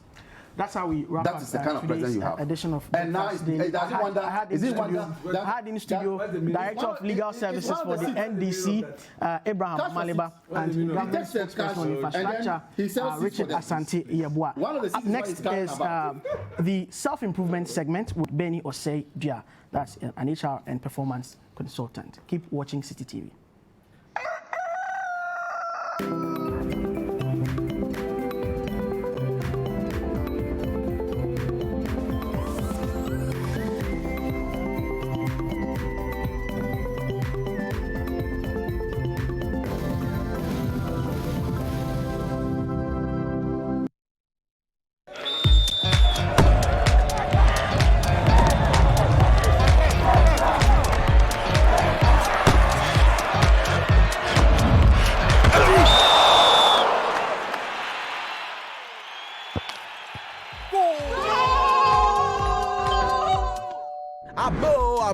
Play the golden goal on Bet Planet today with just 20 Ghana Cedis. You could win a Mercedes and 100,000 Ghana Cedi worth of prizes. This advert has been vetted and approved by the Gaming Commission of Ghana. Bet responsibly, not for persons below the age of 18. The Confused Factory is a 1D1F initiative funded by Ghana Exim Bank. Each juice brand, a Confused fruit juice, is made from fresh pineapple and its quality is impeccable. All raw materials used in its production are purchased here in Ghana. The entire value chain has helped the community prosper by creating jobs for many Ghanaians, from farming, distribution, and retail.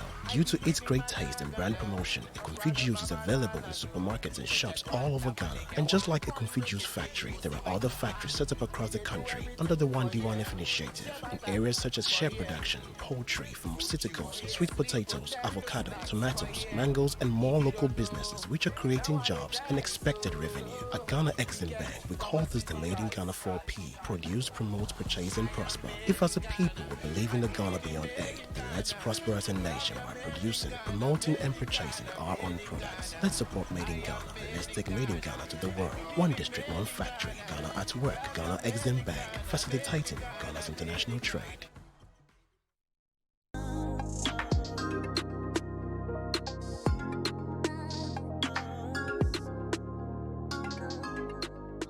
So this one says, Jessica, I've been with this lady for about 6 years now. Truly, I never loved her, but she kept helping me with money, and I've been able to set up 3 businesses. Truth be told, I can't marry this lady because I don't love her. I don't have any feelings for her. I've tried many times to call it quits, but she doesn't want to give in. I made several attempts to push her away, but she keeps telling me that she loves me and doesn't want to lose me. When she does that, I sympathize with her and tolerate her. I'm frustrated. I don't know what to do to get her out of my life. Can you imagine I haven't given her access to my house for about 6 months now, but she doesn't seem perturbed about it? Jess, mim peno for Chantel, that means I don't love her. What should I do? Frustrated Collins sends in that message. If Collins didn't like this lady, he wouldn't have accepted anything from her. Let's not jump into conclusion and think that, okay, she helped him necessarily means that she gave him all the money to start the business. What if he had the money, she had the connections, she made a few phone calls? Oh. When you really don't like someone, you don't even want their attention. Like, at which point in time from day one didn't you know that it wasn't right? A whole man like you, just a won't very idea. Sister Sisters, proudly brought to you by Vodafone Ghana. The future is exciting. Ready?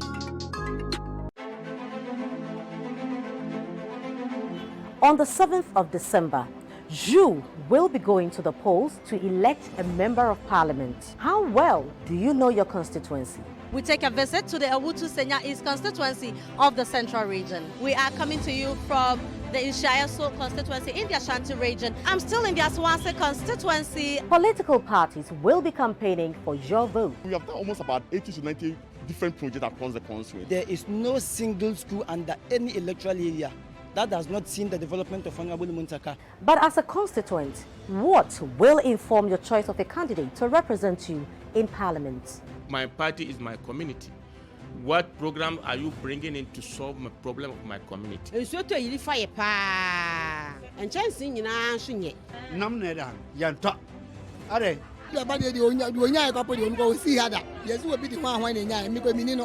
Be involved in what concerns you.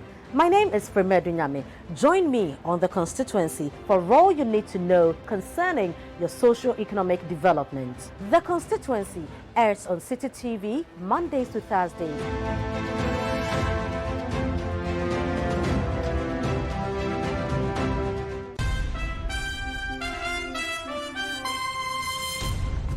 Comprehensive news. The Citi Newsroom at 8 p.m. on Citi TV is your most engaging news bulletin on TV. It's a very oh, that's too bad. The youth are still throwing stones. They are still throwing stones here into our direction. And can I come in? I want to come in. Okay. Telling your stories better with correspondents covering every corner of the country. Getting access to potable water is a daily struggle for residents of Kakichekopi and Balekopi communities in the Ada East district of the Greater Accra region. Citi Newsroom at 8 p.m. Very fluent with issues that concern you. This inquiry me come from Mr. Rabbi. Someone is in a bread. Told you kind of a 1 week. What do you say? Is it unfair? What all this? What all this? We are dying! We are dying! We are dying for charcoal! With Citi Newsroom, your community is now connected. In this our community, all of us, we are very sorry about this school. If we went to see the children, they are so small. Even my grandchildren are there. My grandsons are there. If they come out from the school, I have this. Every day at 8 p.m., Citi Newsroom is live on Citi TV.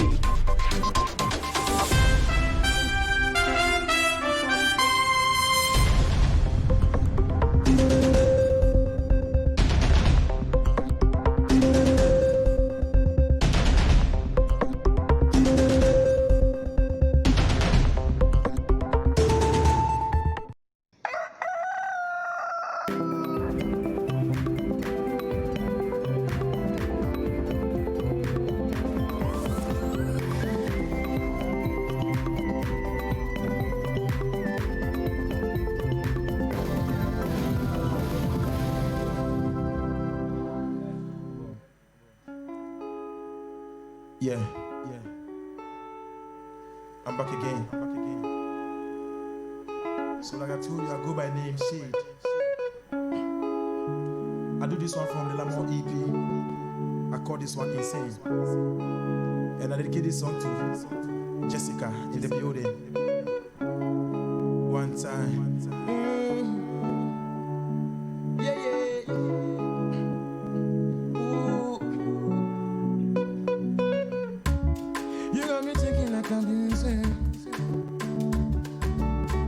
Every morning you they give me kisses for my face, oh yo, my Jessica happy. You're something, oh. It they do me, oh, causing explosion, oh. Ooh, yeah. It's your boy Shadow. One drop. You got me thinking like I've been saying, oh.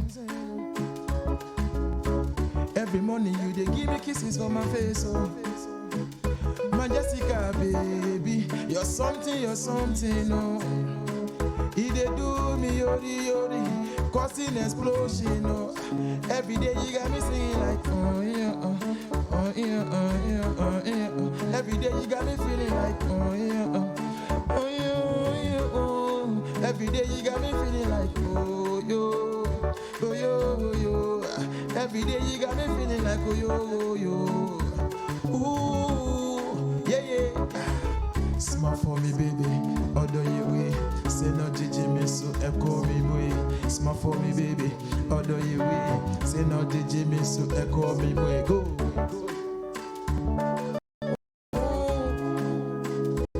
I hope you're feeling it. Ooh.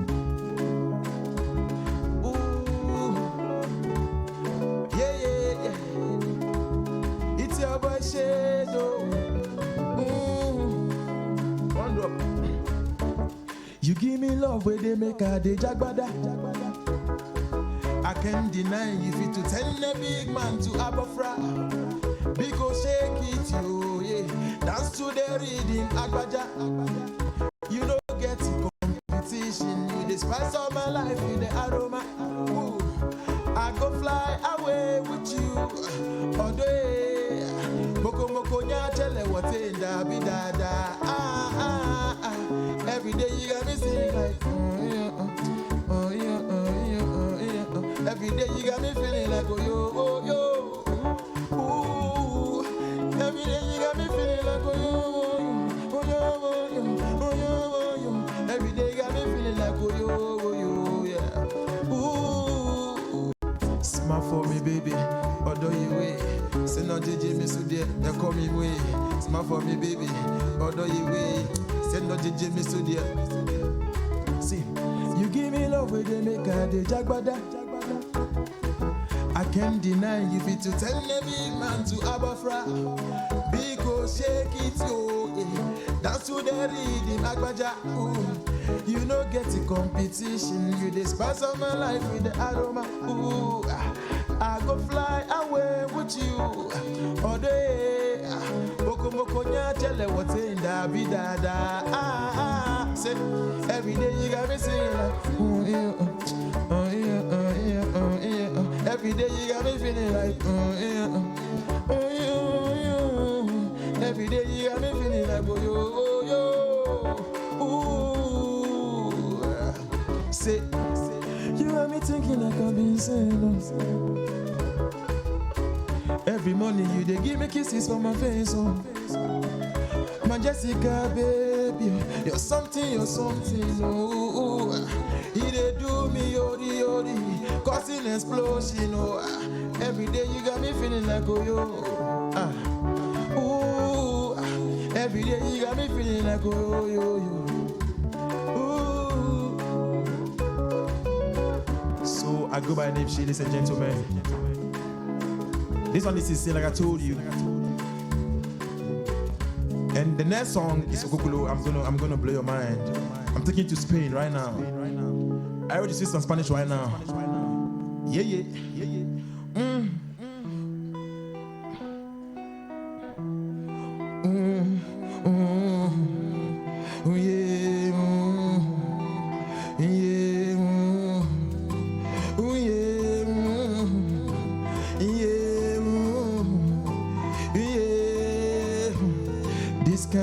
African potato, or him and you be managing tomato.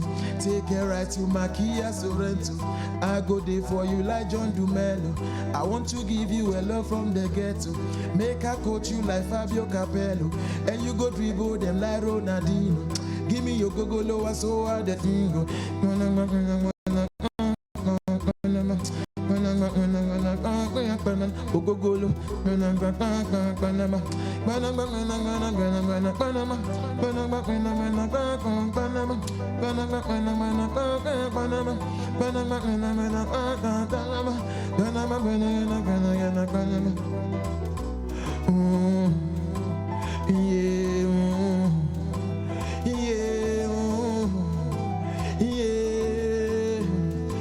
Vampire drop the instrumental. No more local, we want continental. As I see the they make her the mentor. Remember the dinero, my sweet Nicoletta. Yeah, turn on the light.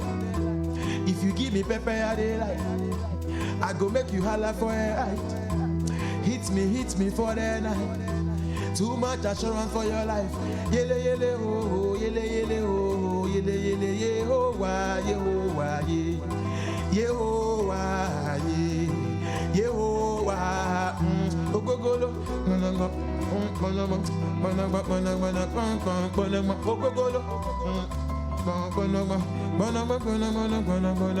Papa, tell them something. Whoa.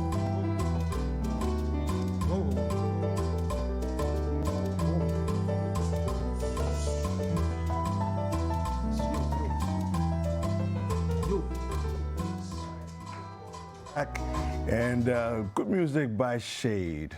All right, so we want to have a conversation today on the self-improvement segment. We're going to be talking about civility in public places.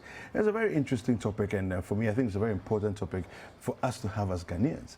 A lot of the times we sort of make fun of these kinds of things, and you know, it's like etiquette is not important, courtesies are not important, and so on and so forth. I've been joined by Bernie Osei-Dua, and he's going to help us to get into this topic. He's a customer experience, HR, and performance consultant. Good morning, Bernie. Good morning. How are you? I'm doing well. How about you, Fantastic. sir? It's good to have you here. Thank you for having me. Yeah, so civility in public places, why is it even an important topic for us to discuss? It's so important, especially if you're a career person and you are involved in working with people, then civility becomes not just something about good manners, but something that also contributes to your brand. The truth about it is people see you before they hear you. And many times the kind of impressions they create or they form about you would influence, what you do.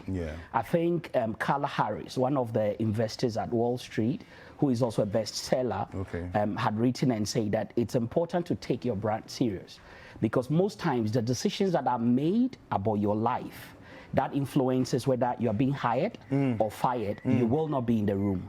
And the mindset that people have, the mentality, the impressions, the image they have about you is what will influence the decisions they make. Wow. That's why it's important that when it comes to civility, it's ideal for you to take it that serious. Wow. You've said a lot in just a minute. So take us into it. What are some of the things we need to bear in mind and take serious? I think for starters, it's ideal to get to define what civility is about. And many times, it's basically about demonstrating politeness and courtesy. So when we talk about civility, you're demonstrating politeness and courtesy through good manners and also, if you like, consideration. And I would like to stay on the element of consideration also a bit. Because you see, when it comes to civility, it's not just about you, but also thinking about the next person. And it's broad. It cuts across different spectrums. And in this conversation, we'll look at one specific area. If there is a chance, we'll look at others maybe at other times. But basically, we consider civility in schools. I'm defining public places now. So in schools, whether in churches or mosques, shopping centers, cinemas, wherever we find people, civility must be there. On our roads, when driving, when we get into eateries and restaurants and canteens, civility must be demonstrated there. So whatever we're sharing is to cut across some of these areas.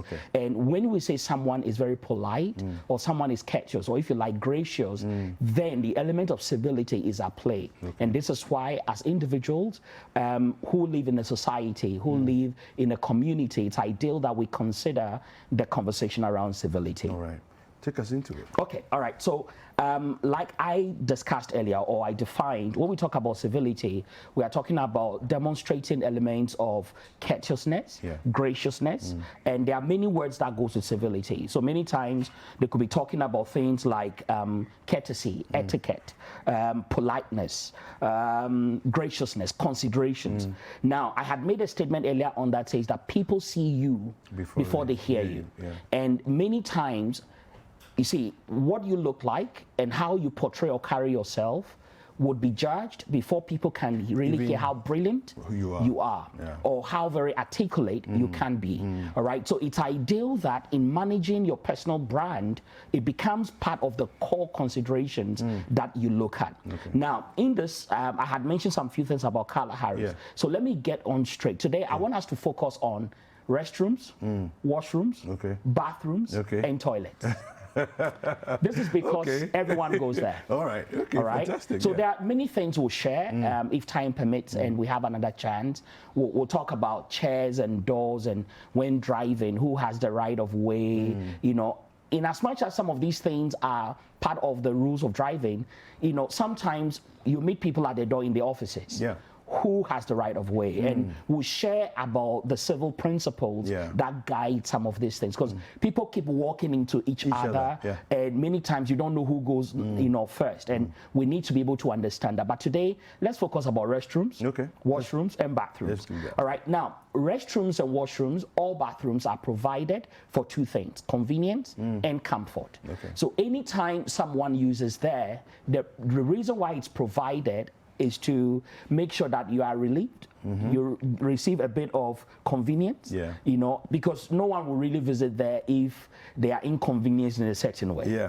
All right, so people will go in there. Now, when it comes to this conversation, I want to categorize it into two. So they are the users, then the hosts, or if you like, the providers of restrooms. Space, all right. Now let's focus first on the users. Whether you are at the offices, whether you are, you know, in church or the mosque, you know, at a restaurant or the eatery, it's ideal that as a user of a place of convenience, you must understand the rules that guide civility, all right, or that guides the restroom when it comes to civility or being gracious. So there are some few things that are highlighted here which I want to share. Number one, always consider the next person. When you have to use the restroom or the toilet, consider the next person. What do I mean? Number one, it's ideal that, you know, you avoid talking while you're in there. Yeah. Okay. Why shouldn't you talk when you're on the loo? There are many reasons I can attest, but I think to keep it also civil, it's ideal that, you see, I don't want to go into the scientific, you know, base of it, but I want to talk more around. Sometimes, because the place is enclosed, whatever you are sharing also it's out there. It's echoed, it's amplified, you know, and in as much as you think you're sharing something in secrecy, sometimes it gets to come out. Okay. And so before you continue here, let me ask, if I'm assuming that if you are hearing somebody talk in the loo, in the cubicle next door to you, it means they're on the phone. Assumed. Okay, so let's address that. Should you even carry your phone into that space? The truth is, carrying your phone, it could be with you because maybe you might be a guest in that environment. You might not have anywhere to place it. So definitely will be with you. You might get a message. It's ideal that when you get a call, you can take it and say, I'm busy right now, can I phone you back? It's ideal. But sitting there and really having the chat, you know, is really something that's not civil. There are many things that is linked to it. For example, the conversation can carry on. And in as much as you're comfortable because you're receiving the comfort and the convenience of the place, someone could be behind the door who needs to use the place. And you could carry on and carry on. And in that, we say that you're not being considerate to the next person. And in as much as you don't see who is behind the door, who might be waiting in queue, who might be pressed or inconvenienced, it's not ideal that you talk, you know, out and long on in there. I honestly, I never thought about this, but I mean, I'm fascinated by the fact that you can actually inconvenience someone just by getting on the phone and becoming so comfortable that you're going on and on with your conversation, which you could have anywhere else. Now somebody is waiting to come and use the space. Wow. And that is the thing about civility, consideration. Consider the next person. Because either than that, I mean, we take our phones on social media and you can get lost on social media pages. And if you're not careful, you are there for a couple of minutes, you know, and before you realize you've spent 40 minutes in a loo that could take 5 minutes. And someone has actually been waiting to use it. And they are there pressed and sweating. I think I dare say that's pretty uncivilized. You shouldn't be doing that. Now you understand. Okay, let's continue. All right, so now aside of that, I think it goes with my next point. That is to avoid activities, you know, that helps to keep you longer. So we've linked this to the use of social media, phones, and so on and so forth. So let me just add that it's ideal that one of the things to do to show your civility is to wipe the seats and the sinks. wipe the seats and the sinks. Thank you. Now, when you wake up, and you can do this test, in as much as you've wiped all the vitals, when you get off the seat, take a white clean wipe or a tissue and wipe the seat. You will realize that there are some deposits of dirt or residues of dirt that are still left there, all right, from your body. Okay. And it's ideal that anytime you wake up, always wipe the seats. So as you get off the seats, yes, clean it before you leave. Before you leave. Wow. Before you leave. Okay. All right, because the whole idea is to keep it neat and clean for the next person. All right, and that is the element of consideration and civility. All right, so clean it so that the next person that is coming can be able to use it. Many times, especially women, I don't know, with our guns, so we saw our tomb, we shoot and we miss. And I mean, with a short target in a very short interval, I don't know how we miss. And when we say you are not being considerate, you see, women sit to pee. Children touch the seats to get on, to do whatever they need to do. Imagine leaving residues of my excretory on the seat and I walk away and a child comes in there. You're not being considerate. You're not being considerate. And especially when we in the household or in a community, in an office space, when you have women who must sit to be able to do the things they do, then we say that you are not being civil. All right, so it's ideal, and this is especially to our men. All right, clean the seats. Actually, you need to lift the seats. Exactly, and when you're done, clean it. Still clean it exactly before you put it back. All right, because putting it there without cleaning, obviously, it doesn't pan well, you know, for what you want to achieve. So wipe the seats, and let me add the sink part, because when you wash your hands, the water spills. Splashes everywhere. It splashes. So get a bit of tissue, clean the handles, clean the sink, damp it before you walk away, so that you are not actually leaving you behind in the washroom. And I always say, I've mentioned leave no man behind. Oh yeah, this is so important, David. So explain. Now there are times you would flush. Yes. But it doesn't all go. Yeah, you know, there are some army generals that remain on the battlefield. It's ideal you wait, all right? Wait until, you know, the water fills up, and make sure you leave no man behind before you walk away. The reason this is important is when you walk out and you leave residues of whatever you've left, and someone comes in, and I walked after Kweku, all right, who had used the place. The mentality, the impression you've left with me is not really a nice thing. All right, so it's ideal that when you use the loo, when you use the restroom, make sure that whatever happens there, you ensure that you don't leave any man behind. So if the place is filling up, leave it, you know, to fill up, flush it and before you leave. Exactly. All right, so this is for individuals that use the restroom, and if you need to be able to improve on your civility or your etiquette, if you like, these are some of the things that you need to consider. Correct. Yes. I have found that sometimes you're in the bathroom, in the loo, and then somebody comes by and they knock on the door. I'm not sure why exactly people do that. You know, because if you knock on the door, my assumption is that you're expecting a response. But why should I tell you I'm in here?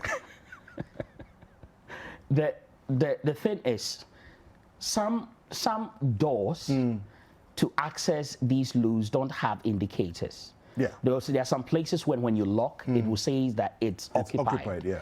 Others that will say it's vacant, then you don't really have to. But in most of our settings, we don't have that. So for the person not to also, you know, walk into an activity that might not be pleasant to them, what they then choose to do is to knock and find out, okay, where are we on this, before they make the move. Now, when I'm in there and you knock, I need to be able to find a way to respond. So many times I will knock back. All right? You will knock back, just to let the person know. All right? Some will shout, I'm here, you know, and it's really not a cool thing to. All right, so this is for individuals. You know, when you're using the restroom or the loo, these are the things to consider to really make you be considerate. All right, and And for organizations as well, maybe just for the sake of time, let me mention this. For organizations, it's ideal. For households, for schools, and so on and so forth. Anyone who is hosting guests or you are hosting people in your offices, it's ideal that there are certain things you become considerate on. One is the provision of supplies in the restrooms.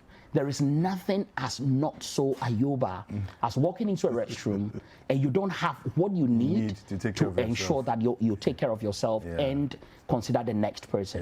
So tissues, I mean, now that COVID, looks like has come to be part of our new normal, then it's ideal that things like sanitizers, seat wipers and so on and so forth are provided so that we can be able to promote that level of hygienic, conditions in our environment for that matter. Fantastic. And these are some few things around the washroom. Thank you. We definitely need to have you back because I mean we haven't even scratched the surface of the topic.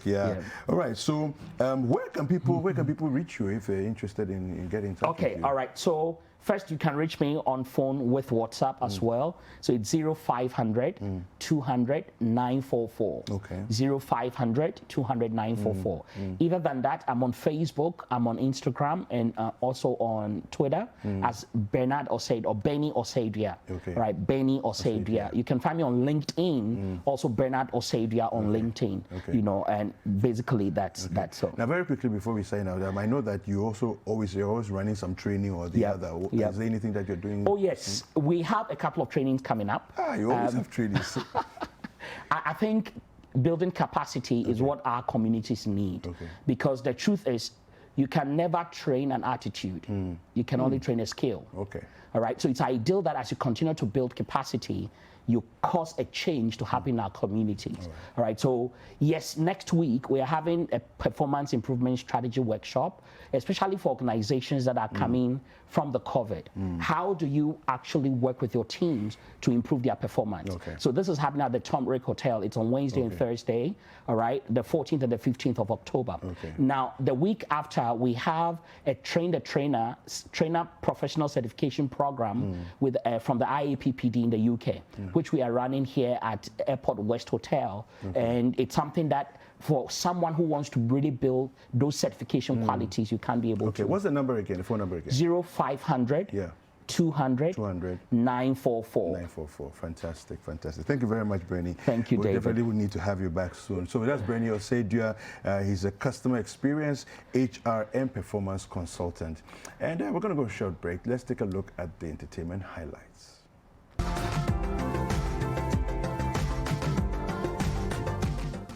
Welcome to Entertainment Highlights on Breakfast Daily. Welcome to Entertainment Highlights on Breakfast Daily. My name is Sapon Emmanuel Sapon.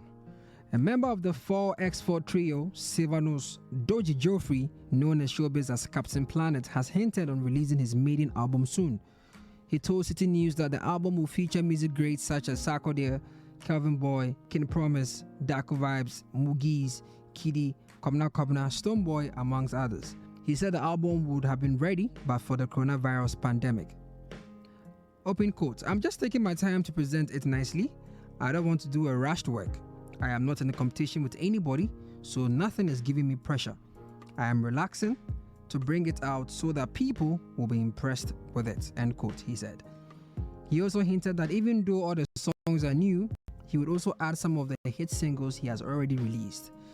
Now, since he went solo, Captain Planet has released songs such as Obiaji Obi Girl, Poli Poli, I Miss You Die, Sangbele, Gangin' and Bangin', Akpetishi, amongst others. He is currently out with a new song titled Impanacho Yede, which literally means dating comes with great pleasure.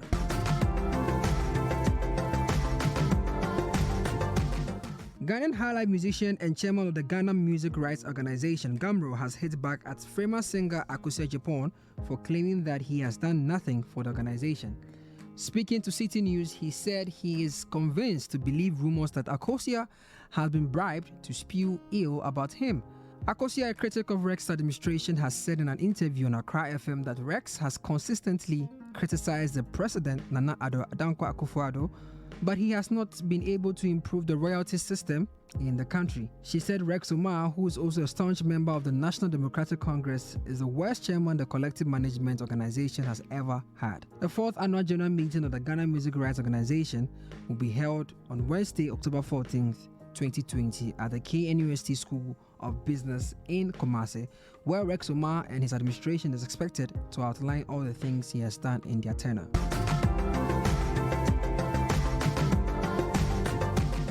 Popular Nigerian actor Mr. Ibu has recounted his near-death experience after he was poisoned by his staff, who he alleged was paid by his kinsmen to murder him. The comic actor, who spoke with Nengeze TV, attributed his still being alive to God as he talks about how his stomach grew so big he couldn't see his legs. According to the Nollywood star, he was placed on medication that helped with the swelling of his stomach. Talking about how he could have been dead and become another story, he says his big stomach is a result of the incident and used to be bigger than what it is now. The actor recently spoke about the happenings in Nigeria, saying that the things going on are orchestrated by evil people who do not have the peace and unity of Nigeria at their hearts. Born John Okafor, but better known as Mr. Ibu, he's a celebrated entertainer and is well known for his comic roles in Nollywood. And that's all for entertainment highlights on Breakfast Daily. My name is Emmanuel Sapon. Welcome back. It's Breakfast Daily on Citi TV. Thank you so much for staying with us. Now, today we'll be talking about interior and exterior plantscaping, okay? Don't worry, we're all going to learn together. I have been joined by the best woman to help us understand interior and exterior plantscaping, Aishatu Salifu Azutiga. Good morning, Aishatu. Good morning. How are you? Very well, thank you. And you? Thank you so much for being with us. Thank you too for having me. Plantscaping, what is it? Okay, so basically plantscaping is like the strategic selection of plant, okay, and then the placement of these plants into any like architectural project. So in any interior space, we do interior and then exterior. So if it's indoor, how we are able to tell that this particular plant will thrive in this particular space is basically what plantscaping is about. Okay, tell us a bit about Plantarina GH. Okay, so Plantarina, as we normally like to say it loosely, we bring life into dead spaces. Okay. So for example, if I entered your set and then I realized the whole place looks a bit bare, my bit to bring life in here is to bring in, introduce natural plant. So as you can see, we just kind of like dazzle your space exactly with the plants, exactly. So that's what we do. Okay, how important is it for us to draw close to nature, know which plants are good for outside the home and which one? So basically, all plants are actually very healthy. Most plants are very healthy, let me put it that way. And the ones we normally intend to put indoor are the ones that would clean the air for you. So for example, if you've heard of some plants that actually like take in some toxins we consume as a result of all these you know, gadgets we have around us. Okay, some of these plants actually do so. Wow. Yes, in as much as you might not really see, but that's the effect they have on you. Some can actually help you sleep better. Really? Yes. Some also repel mosquitoes, like you might have heard. And then we have some too that can also, we would even bring the creativity in you. So how do you spot which plant does what? Because I think for most of us, we just go and say, "Eeny, meeny, miny, mo," whichever one we find, we take home and then they die. Okay, so that's how we come in as plantscapers. Before we even go to your space or we tell you, you can go ahead and buy this plant, we come and then do an initial site visit. Okay. So we go to the space and then, and by the way, before we even select a plant for you, we consider a lot of factors. Okay. Like the light, the space you're going to put it in, and then you, like I like to put it, like the plant mom or dad, you are going to be taking care of it. Are you new to it? So then we would like to give you plants that are good for beginners, so they wouldn't stress you out. Gardening is supposed to be very fun. Wow. You know, so when you come to me, this is the plant I want. My first question is, are you new to gardening? Okay. And when you tell me you are new, I know what kind of plant I can give you to make your gardening journey very easy. Which plant would you recommend we start with? Because I have killed a few plants in my life. I'm like a plant murderer. Thankfully, we have by palo palm accident. right No, here. I don't go out to kill them. Well, I can understand. Thankfully, we have palo palm right here. Okay. It's also known as the Chamidora elegans, and then it cleans the air. You might want to read more about it. Wow. So it's so easy to maintain. It's an indoor plant that also thrives in that bright indirect light. Okay. So when I say bright indirect light, this is a perfect bright indirect light because you see the light from outside is filtered and the sun is not directly on the plant. Yeah, so this is perfect for it. Wow. And then the watering schedule is basically once a week. Okay. And you know, when you come to Plantarina GH, we don't just sell plants. I normally say it's a service. So when you buy plants, we back it up with, as you can see, care tips. Oh. Yes.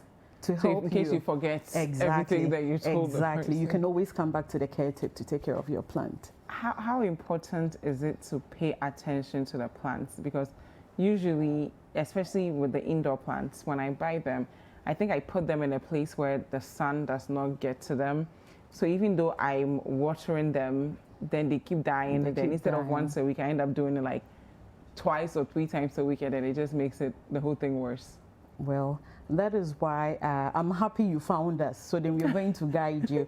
So there are some plants that do not love water. Okay. Okay. When you talk about the cacti and then the succulent, they do not like water. If you try to fill them from the foliage, you realize it's very thick. So this is a real plant? Yes, they are all natural plants. Wow. Yes. So it means they store water in their leaves. So they do not like frequent watering. Okay. So for example, plants like these and then that, the cactus you have right there, you need to probably water them. Even the watering should be very sparingly. Wow. Like once in 3 weeks to about a month. So if you're a very busy person, this is you the may perfect want to one. start Exactly. with this because they'll beautify your home, but you also not. And I must say, I'm so impressed with the way you've arranged these. When my producer Phyllis was bringing them up, I asked her, are they real or fake? So how do you go about getting them to look as beautiful as they do? Honestly, when you ask me, I really don't know, but I guess I live in my mind a lot. So everything is right there, and I don't know how best to explain to you. Because as you can see, this is like a normal wicker basket that can be used like keeping napkins, but I like to plant in anything that I see. So I just wake up sometimes in the middle of the night and then an idea comes to mind and I decide to just try it out. So this is actually like a sample piece. This is like the 2nd month that I have done this. So if it's able to thrive through about 3 months to about 6 months, then I know it is ready for the market, so I can do and sell. So you even take your products through a process? Yes, they're all masterpieces. I don't really learn or there's something I'm looking up to. It's all from you? All from, yeah. So a piece like this, how much would it cost? Because I'm seeing a lot of things in there that look very unique. Exactly. So for something like that, if I have to sell it, shouldn't be anything less than 700 cedis. Okay. And what goes into the pricing? Okay, so basically all these plants you are seeing are not plants that are native to Ghana. And when I say native, not to say they don't thrive in here, they do, but we don't grow them locally. Yeah. So we import. Wow. Okay, so when I talk about importation, instantly you're looking at the freight courses and you know all of that. So what goes into the pricing is how you even bring in the plant. And it doesn't go, it doesn't stay there. It also moves beyond all these shells you are seeing and all these other materials you put together to make it a beautiful piece. And of course, your time that you Exactly, invest in this. exactly. So tell us about this one here.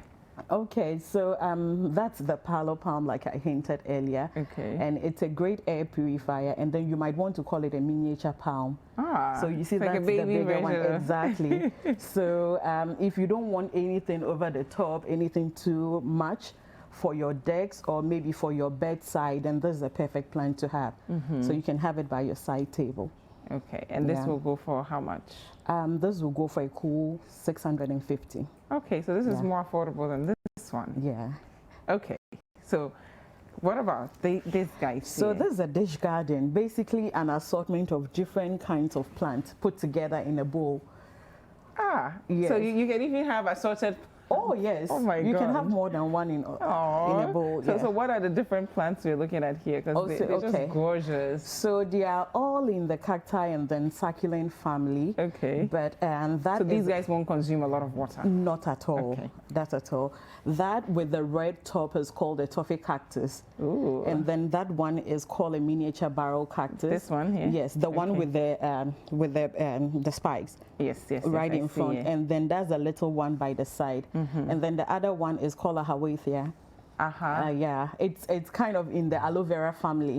It's similar to exactly. Okay, exactly. So that's a baby of this. Exactly. Aww. And this is also in that same family. And then this massive one. Yes. In the family as these little ones. Yes, please. What is this one called? It's also a cactus. Yeah. Now I see that you've colored. Are these stones? Yes, they are all real stones, colorful stones.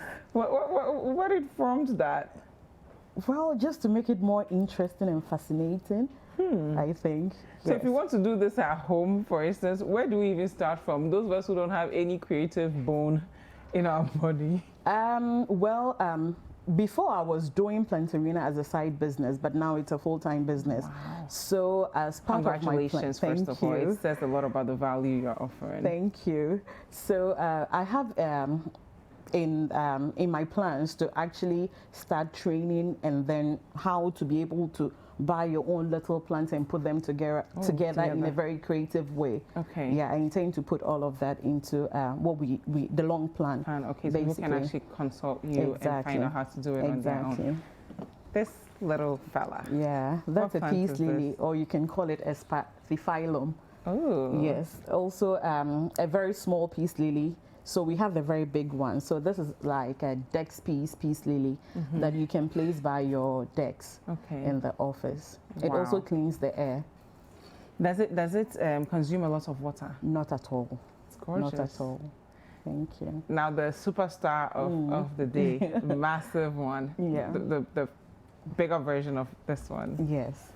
That's called an areca palm. Okay. Yes. It grows bigger than this, and you see one thing about plants is they can grow. You can allow them to be what they want to be, but if you don't want them to grow too much, you can always prune them. Because as you can see, if you would realize, this is a new frond coming.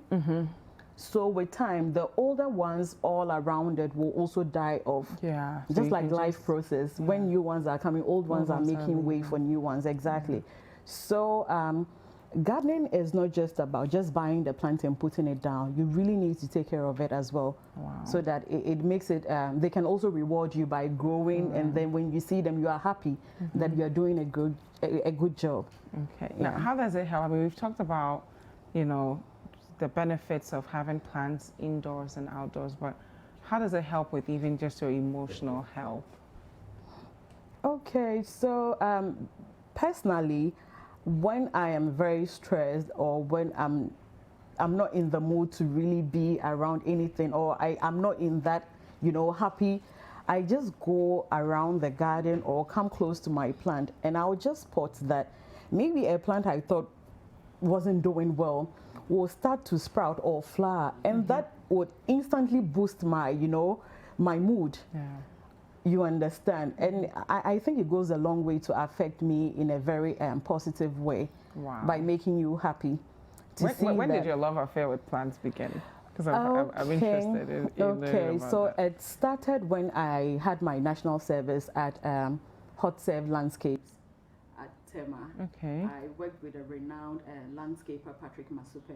Wow. So that is where my my love for gardening actually got nurtured. Yes. And then after that, what was the light bulb that made you say, okay, I want to continue on to serve by providing these beautiful plants to people? Well, I didn't even start by wanting to create a niche or a business out of it.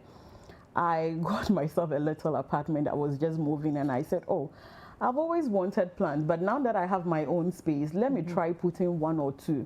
And I love to take pictures. So then I took So we're looking at some pictures. of your work there. Yeah. So let's hold on to this, the one before that. This one. Yeah. What goes into a space like this? When you say what goes into the space, as in? Like when you moved into your apartment. It's bare. Yeah. Mm-hmm. How do you decide, okay, let me position one here where the sunlight can hit it. This one can go to the centerpiece. How do you do all that magic? Okay, so that plant right in the corner with the very broad leaves is a fiddle leaf or the Ficus lyrata. Okay. And it also thrives in bright indirect light. So as you can see, that's a voile, okay, in a window just beside it. So then I tell myself, if you put the Ficus lyrata there, it will enjoy some amount of like shade, and then again, some light coming in from the window. Yeah. That was what informed my decision for placing that plant there. Wow. And then again, my client wanted a plant that would give that bold, like prominent look. And when you look at the leaves, you can't just pass without noticing it. You can't. Exactly. So that's why I chose the Ficus lyrata. Wow. Okay, we're going to see some more of your work. Ooh. Okay, so that's a Sansevieria or the snake plant. Okay. Yeah. This is bold. Yes. Which plant so is that's a trailing plant. It's called the golden pothos or Scindapsus. Wow. Yes. How do you learn all these things? Just from your national service, or you just from my national service? Wow. Yes. Can I do a national service with you? I learned them all on the job. Wow. Yeah. Wow. Wow. I love this. Yeah. What's next for you? How do we preach the gospel of plantscaping? Okay, so for now, I think we are quite loud on Instagram because that's where we started actually. So if you want to follow pictures, by the way. Thank you. So if you want to follow what we do and then our works, you would have to check us out on Instagram at PlantarinaGH. That's all. I hope you will do like some classes. I really hope you start a YouTube channel. So that those of us at home, when we buy it, we can actually, you know, follow and but I love the fact that this is just perfect. It looks like you put a lot of thoughts into each piece so that your clients feel satisfied. But any last words on plantscaping in general, how we should make it part of our lives?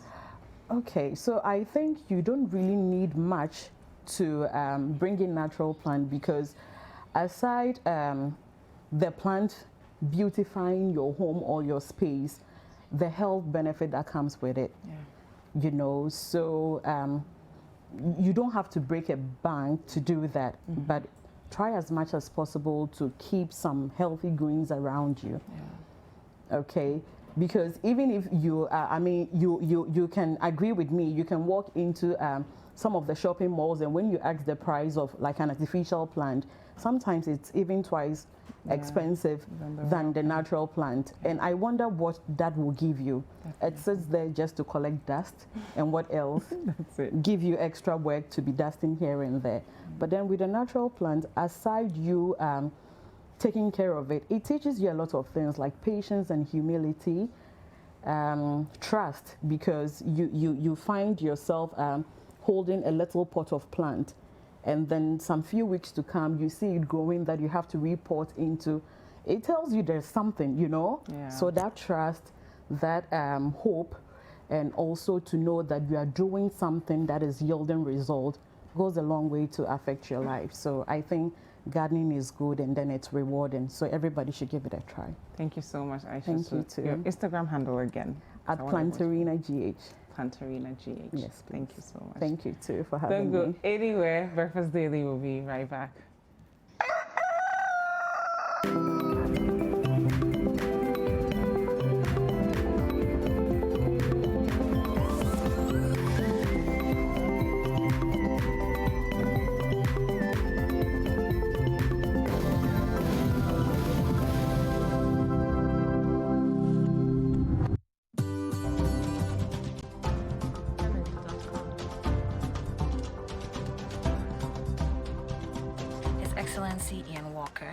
High Commissioner of Great Britain to Ghana, brought me here, and Charlie, I'm suffering, but I'm persevering.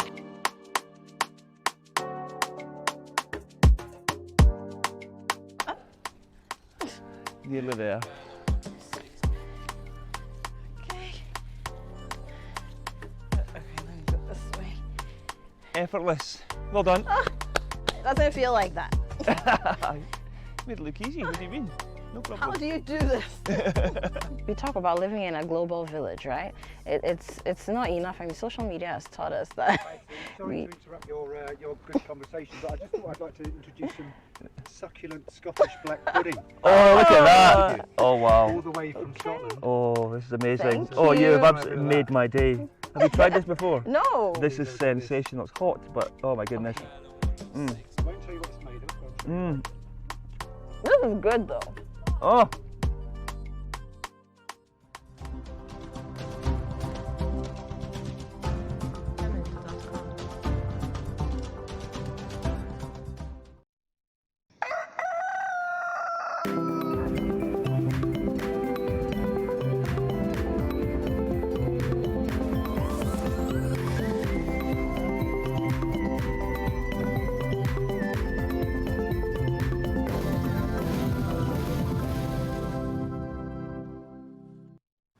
Welcome back.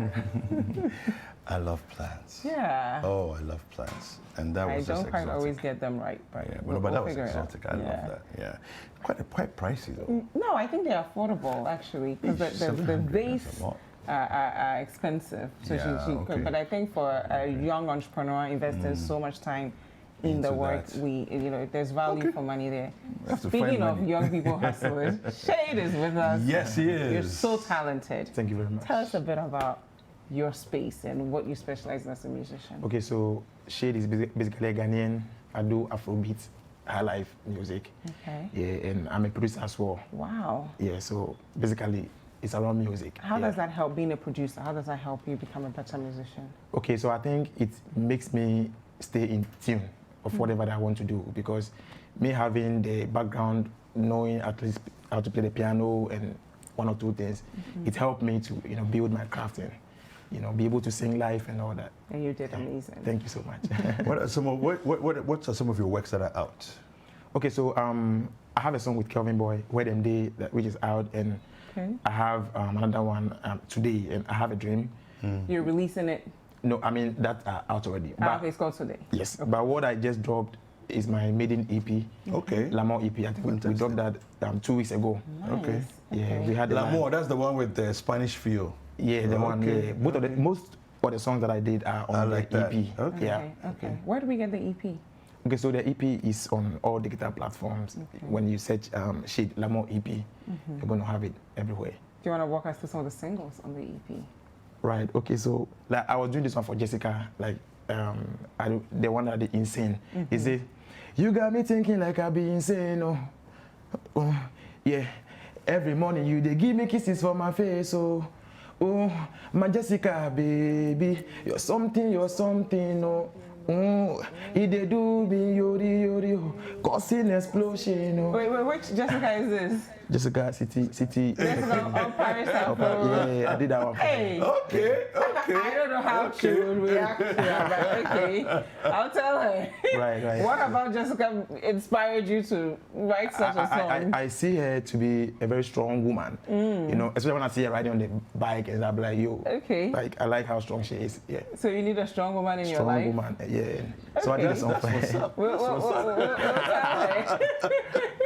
Please share your social media handles with us. Okay, so I am Shade GH on Instagram, and the same thing, I am Shade GH on Twitter and Shade on Facebook. And all the songs were produced and mastered by Gigs Beat and then Beat Vampire. And I'm here with them, he's the same guy playing the piano and everything, yeah. How important is it to have a strong team?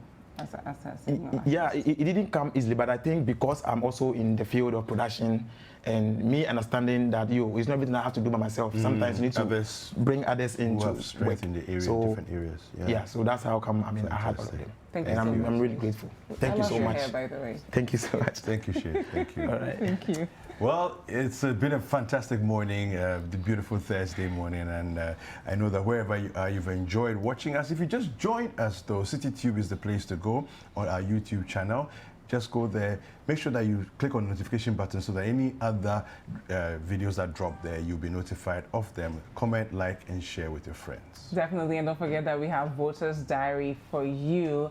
at 1 p.m. on 97.3 Citi FM and 3 p.m. on Citi TV. It's a show that helps you make an informed decision. Less than 60 days from now, we're all going to go out and vote, and we owe it to ourselves and the future generation to make the right decision. Absolutely. Well, my name is David Kwekusechi. And I am Dziffa Ametam, and Shade has a new music video. Yes, so let's take a look at that. Take a look at it. All right, take care.